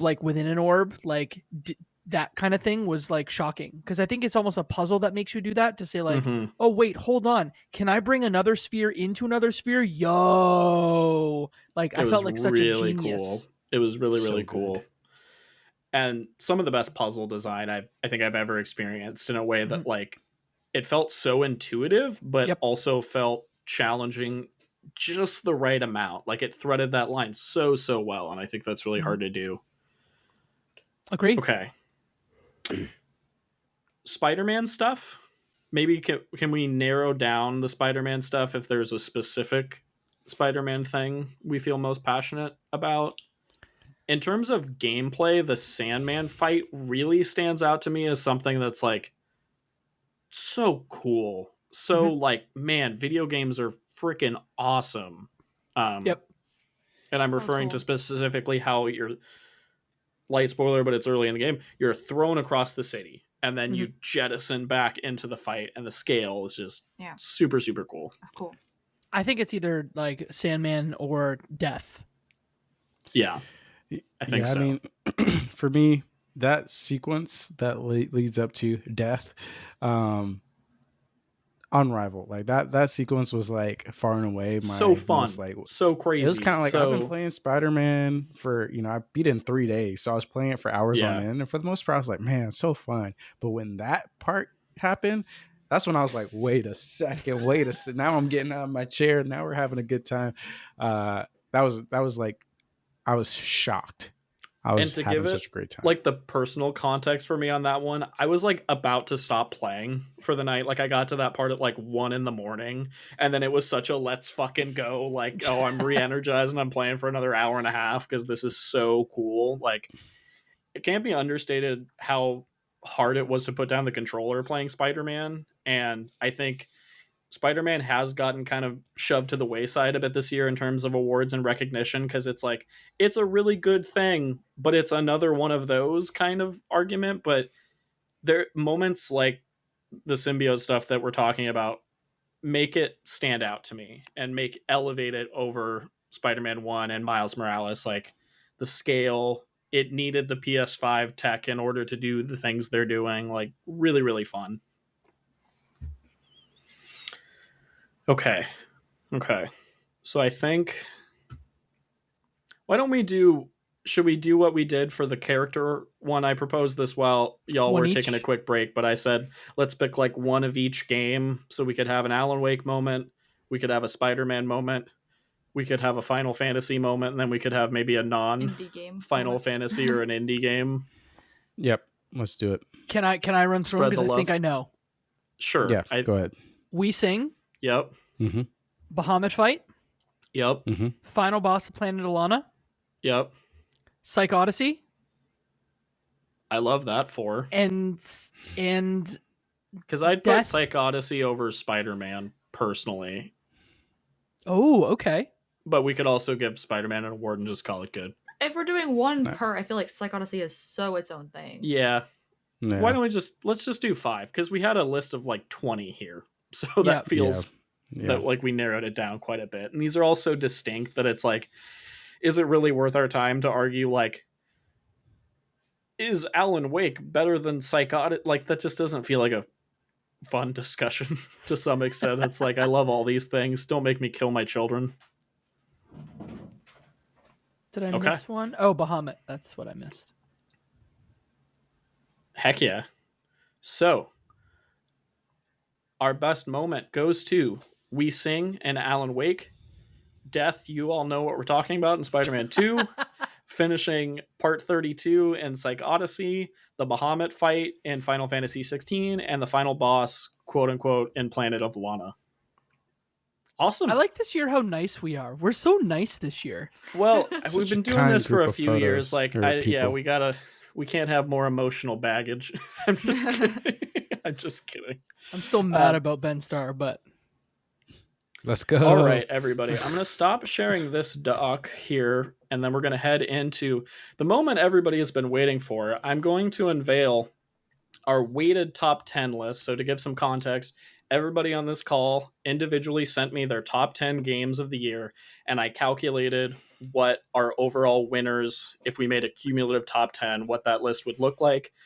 Game number 1 was assigned 10 points, all the way down. Game number 10 was assigned 1 point, and then I tallied up where the games ended up. I have a reveal video to play to set the stage for this.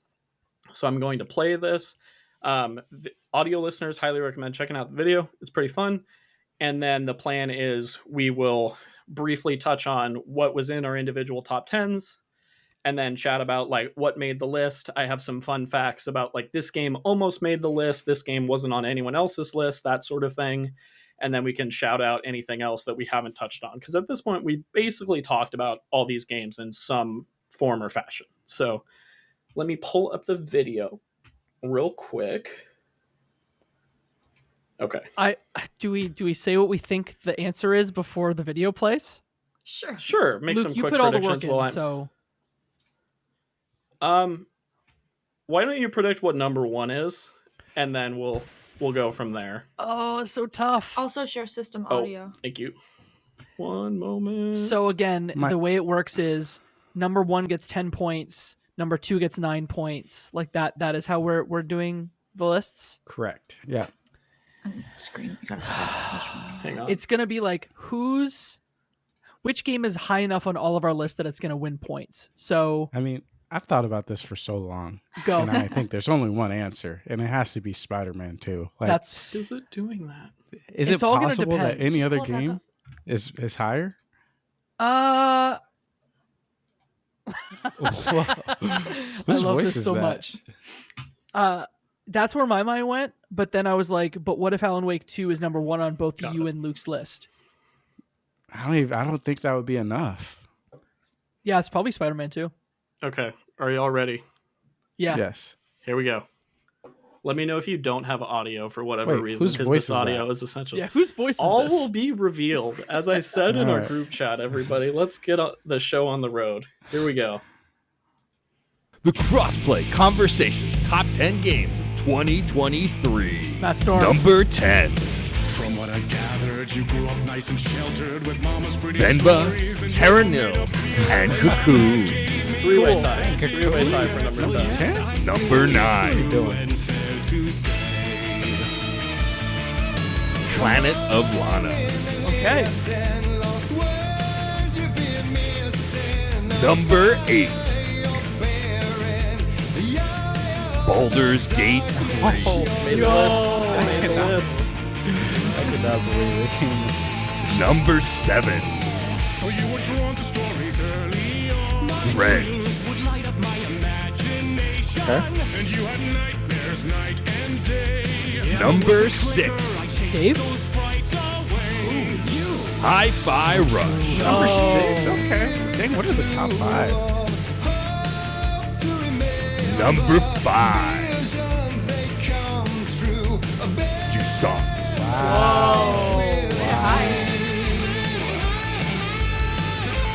Number 4,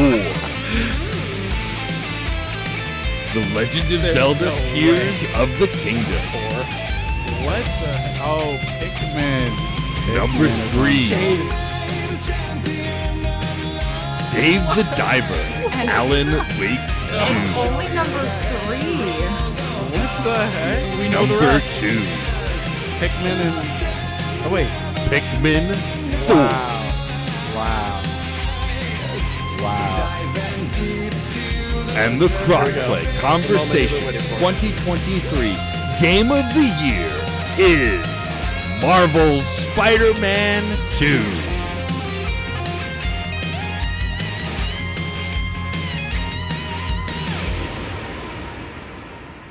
Awesome. Damn. Nice. And there we go, everyone. Our top 10 Unbelievable. games Unbelievable. of the year. So just to recap, we had number 10, Venba, Terranil, and Cocoon. Number 9 was Planet of Lana. Actually, here, let me do this, but I'll read the point values as I'm going through, Yeah, just do it. for Ooh. context, because that's kind of fun. So number 10, Venba, Terranil, and Cocoon all tied with 8 points. Planet of Lana came in at number 9 with 9 points. Baldur's Gate came in at number 8 with 10 points. Next up was Dredge with 12 points. Hi-Fi Rush had 13 points. Jusant had 15 points. Tears of the Kingdom had 17 points. Dave the Diver and Alan Wake 2 tied for third with 19 points. That's Pikmin crazy. 4 coming in at number 2 with 21 points. And Spider-Man 2 taking the overall winner spot, number 1, with 25 total points. Wow. Yeah. So some quick fun facts, and then I will run through our individual top 10s, and you all can give some things. So I think first off, there wasn't a single game that was on all 4 of our lists, which was quite interesting to me. So we had a pretty diverse selection of games. Baldur's Gate, Joseph, you were the only one who had that on your list, but since that got your number 1 slot of 10 points, it made the list. Planet of Lana, similarly, Claire, that was only on your list, but it was your number 2 game, so it made the list with So number 9 9. Pikmin, I think was the teetering one of like Joseph. If it was anywhere on your list, I think that probably It would would've have been taken number our one. number 1 Wasn't slot. on your list. Oh, you haven't played it. Because you haven't Haven't played played it it, yet. yeah. I kept the cartridge. Similar thing with Alan Wake 2 of like, it's kind of cool that Alan Wake 2 made it as high as it did because Joseph and I were the only ones that had it on our list. So mathematically speaking, couple honorable mention runner-ups. Final Fantasy almost made the list. It had 7 points. Jacob, you Damn. were the only one who had it on your list. In number 4 spot, right? Yeah. Yeah, it almost made it. Fire Emblem was also only on your list. That had 5 points. Baccarat was only on Claire's list. That had 5 points. Oh. Resident Evil 4 Remake, Jacob, you and I had it on our list. It had 5 points. Dang. Mario Wonder had 4 points. I believe it was just... Who had that? I had was it on my list. Jacob, I had it Claire, as my number 9. and you had... it was higher, but Joseph had it as his number... 9. I think you moved it to 10 with the updated list you sent me. I had it. Yeah. Wait, no, I took it off. Oh, you took it completely. off. Okay. Yeah, but I don't know if I recalculated it, but it wouldn't have made the list, but almost made it. Then we had Street Fighter with 3 points from Joseph. Oh. Chance of Sonar with 2 points from Joseph. Starfield with 3 points from Claire. Sea of Stars with 1 point from Joseph, which makes me sad. That What would have been my the number heck? 11. So it was really close to Okay. make my list. And then World of Horror with 1 point from Jacob. thoughts, reactions. How are we feeling? I'll Also, tell what'd you guys think of the right video? now. Did it? I also need to shout out friend of the show, Matt Storm, who did the narration for the video. I hit them up earlier this week. They were super happy to do it. Ton of fun. They crushed it. It was very fun editing that together. What I'll say about this list is I'm glad we're doing the weighted list, all right? Because I'll tell you right now, after all the praise that we've shared on this podcast, there's no way I would let Hi-Fi Rush not make it into the top 5. All right, what's going on there? Other than that, I think it makes sense. Why don't I? Do y'all want to individually read your top 10s, or I could read them down? I have them in front of me here. Joseph, do you want to read your top 10? Individually read them. Yeah. So number 10. Hit us with your top 10 Stars. so we can give the context. 10 Sea of Stars. Chance of Sonar was number 9. Street Fighter 6 was number 7. Cocoon was number 6. Dave the Diver was you missed 8. Or okay, 10 Sea of Stars, 9 Chance of Sonar, 8 Street Fighter 6, 7 Cocoon, 6 Dave the Diver, 5 Hi-Fi Rush, 4 Spider-Man 2, 3 Tears of the Kingdom, 2 Alan Wake, 1 Baldur's Gate 3. Heck yeah. Claire, do you want to read yours? Sure. So my number 10 was Tears of the Kingdom. And then 9, Super Mario Wonder. At 8 was Starfield. 7 was Dave the Diver. 6 was Bakura. 5 was Pikmin 4. 4 was Venba. 3 was Terra Nil. 2 is Planet of Lana. And number 1 was Jusant. Wow. Jacob, you want to run through yours? Yeah, so my number 10 was World of Horror. My number 9 was Super Mario Wonder. My number 8 was Resident Evil 4 Remake. My number 7, shout out Joseph Hooper, was Hi-Fi Rush. My number 6 was Fire Emblem Engage. My number 5 was Dredge. My number 4 was Final Fantasy 16. Number 3 was Pikmin. Number 2 was Spider-Man 2. I played all these games this year. And my number 1 was Dave the Diver. Wow. Damn. I did not expect. I thought you had Spider-Man 2 at number 1 for sure. No, Dave the Diver is a game that I think about often. It's It good. hooked me It's hard. good. Sorry. You screwed me with the Hi-Fi No, don't Rush be. vote, It's a though. great You game. screwed No, me. I made a hooked joke. So I'll read my list real quick. Thank you. Number 10, I had Venba. Number 9, I had Resident Evil 4 Remake. Number 8, I had Hi-Fi Rush. Number 7, I had Cocoon. Number 6, I had Jusant. Number 5, I had Dredge. Number 4, I had Pikmin 4. Number 3, I had Tears of the Kingdom. Number 2, I had Spider-Man. And number 1, I gave to Alan Wake 2. Nice. So, which after recording this podcast, probably no one's surprised by, but going into this year, going into this fall, that was not what I expected to have happen. And Hey. after I played Spider-Man, I didn't think that would be dethroned for me, and it was. And yeah, it was a ton of fun putting this weighted list together. And I don't know how y'all feel about it, but it was really fun to not have to argue about our favorite things and just see Yeah. collectively where we ended up. So Agreed. Sorry, was RE4 Remake on the list or no?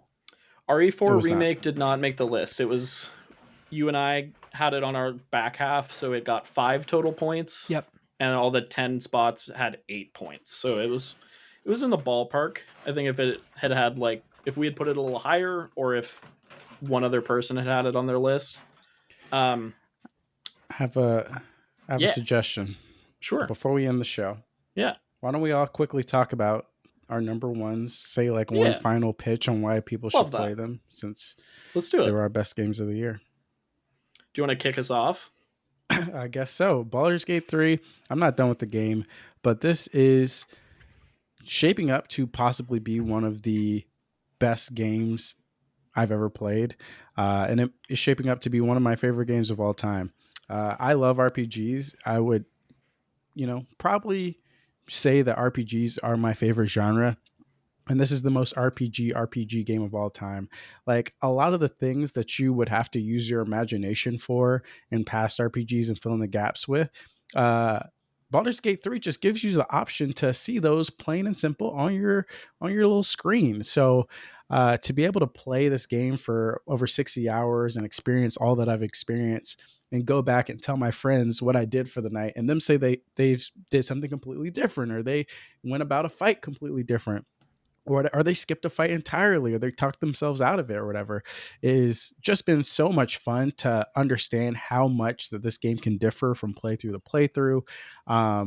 The characters are all super interesting and compelling. Their backstories are interesting on their own, which I feel like is not often the case with a lot of video game characters. And yeah, this is definitely an adventure. Like, there's very few games that make me feel this way. Witcher 3 maybe comes to mind, Fallout 3 comes to mind, and Mass Effect maybe as well. But I know I will carry my personal adventure I've had with these characters and this game with me forever, until the end of time, because it's so unique how they present the story to you as a player. And great, everything's fully voiced, great cutscenes, magical big moments as well. So highly recommend everybody to play it, as long as you can get over the incredibly steep learning curve that you have to wrangle within the first like hour. I forget, you tried to bring it home on Steam Deck over the holidays, and it just was not a good Steam Deck game, right? Yeah, I mean, like, once you play, like, I had it on Steam Deck, and then I used my little Steam Deck dock to connect it to the TV, and that would have worked. But once I saw it on the PC, I was just like, all right, this is just how I have to see the cutscenes in full quality. But if you dock the Steam Deck and play it on a proper screen, I think it would be fine. But I would probably suggest just playing it on like PS5 or something at that point. Okay, yeah. Fair enough. I want to play it. I keep saying it. I will play it eventually, and your passion for it makes me excited for when that moment comes. As long as you play it one day. Okay, we'll do. Claire, you want to talk about Jusant? Sure. I love that this is your number one, by the way. It's cool. I respect it. Yeah, I'll start by saying that figuring out what my number one was going to be was like really weird and hard, because I think that my like top 8 are kind of all tied. I don't know. I had to do a lot of soul searching to put them in the order that I did. And what it came down to was there were a lot of games I played where the gameplay was just really fun. The loop had me hooked. I was super in. There were a lot of games where I really liked the narrative, the story, the characters, that element of it, or like the message or what it was just trying to have you feel. And Jusant is number one because it does all of them. So I really liked the story that it was trying to tell. And it gave me the feelings. It was really pretty. There were beautiful moments. And I also just liked the moment-to-moment gameplay so much. The feeling of climbing. It was really smooth and seamless for me. The puzzles were like challenging enough that they made me think without getting like super frustrated. I know that wasn't everybody's experience.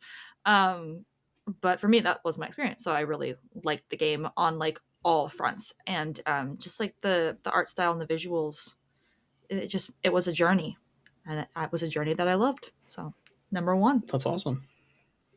Jacob, Dave the Diver. Ooh. Yeah, I'm not here to litigate whether or not this is an indie game or not, I promise. It's a good game, divorced of any budget support. It's hey, surprise, Nexon knows how to make a game that really knows how to get its hooks in you, gameplay wise.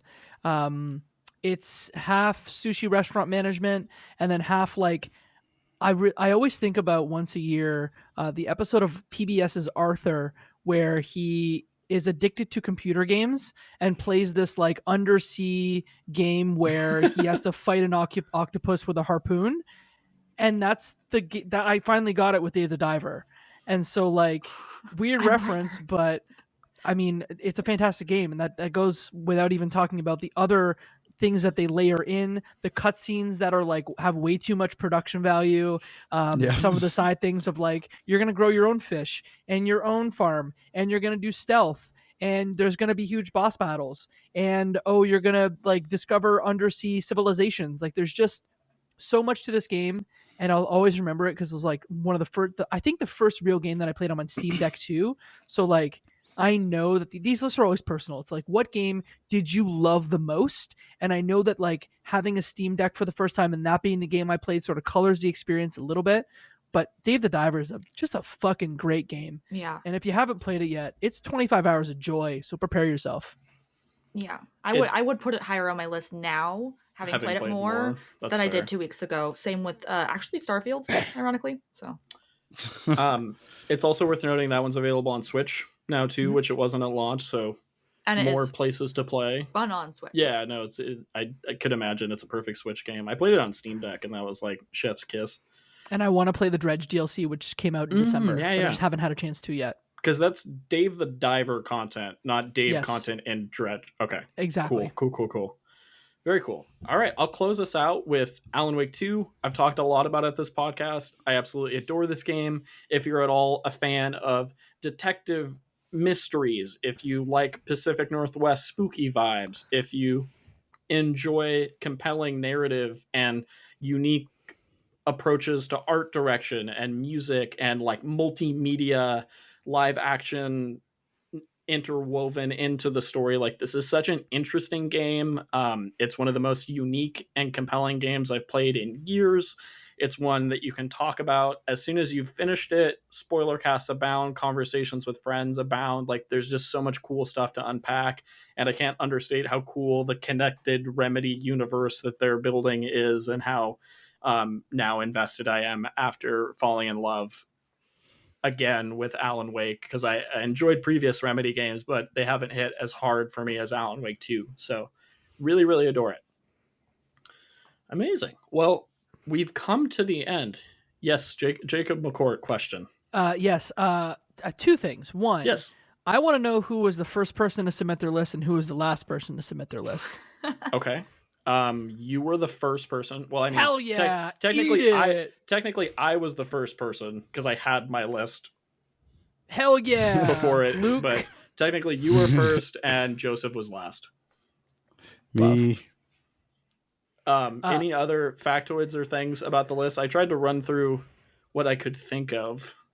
Those were the big ones. I guess the one thing I wanted to shout out was Tears of the Kingdom still made it quite high, even though it was very high for Joseph and I, and it had Claire's 10th spot and wasn't on Jacob's list. Very cool. When I saw the final list, I was like, this really is a nice representation of everyone's favorites. And I know we had a couple snubs, but it felt like the games that everyone was like super passionate about are all represented here, which was cool. I think the big surprise for me is Alan Wake being lower than Pikmin. Yeah. People love Pikmin. I thought the three-way tie for 10 was cool too, because it was like those games had the support and made it in there, so that was neat. Over the past like 7 days, we've recorded maybe like 4 hours of content. If it's not been a more. lot of I feel podcasts. like we've mentioned Tears of the Kingdom for maybe like 3 minutes. I feel like I don't remember talking about this. It's almost like it's not one of the best games of the year. Incorrect. Here's the thing. We'll end on this note because we all liked it a fair bit. Sure. No. I will not let that stand. It's fantastic. I adore played it that for 15 game. hours and said, "Damn, this game's aimless. I don't want to play this no mo." I've listened to a lot of Game of the Year podcasts this year, probably too many, but I enjoy Game of the Year podcasts, so here we are. I think it is a personal preference thing when it comes to Zelda. If you need direction in your game, that's not the game for you. If you want a literal children's sandbox where you can just do anything and everything and get really crazy and wild with it and just get lost in it, I think that's that game. It clicks with some folks. It doesn't. It really clicked for me. It's a good game, but I didn't bring it up just because I was more passionate about other things, but I do think it's very good. So I'll say it is. It is. All right. Any other honorable mentions, things to say? Otherwise, I think we're... Congrats to Spider-Man 2. Congrats to Spider-Man 2. It got a game award from us, so it's a dope game. All right. Well, Jacob, Joseph, Claire, thank you so much for podcasting for, as you said, 4 hours in the past 2 weeks to record these. It was really fun, and I think we got to represent a bunch of awesome games. Special shout out to friend of the show, Matt Storm from the Fun and Games podcast. Really appreciate you lending us your vocal cords. It was fantastic. Jacob. Thank you. And Luke, shout out to you for all the work that you put in on this. Thank you. Secret video. What? Secret video. You're crazy. I had a lot more ambitious plans for that video. I'll tell you about the offline, and I scaled it back, but it was still really, really fun to put it together. And Matt's voice was chef's kiss, tying it all together. So Jacob, it was really fun. Can you put a peace sign up so that the balloons drop and we can use those to congratulate Luke? All right, the balloons aren't coming. I don't know what triggers it. I don't know what I triggers really it need at all. everyone to go watch this video version so you can see Jacob's random confetti triggers. It's like, for iPhone users out there listening to this, when you like send a Happy New Year text. There we go. Let's go. Okay, we have to end on that. Thank you, listeners, for sticking with us for this one. We'll be back in a couple weeks with special guest Jill Grote of the Indie Informer to talk about our most anticipated indie games of the year. So look forward to that one. For now, we are setting our status to away until next time, but you can quickly do 3 things for us to support the show. You can follow us on Twitter at Crossplay Convos. You can send this podcast to a friend because that's how people hear about podcasts. And you can give us a review on your podcast platform of choice because it really, really does help. And with that, on to 2024 games, y'all. And now we sleep. Bye. Sleep.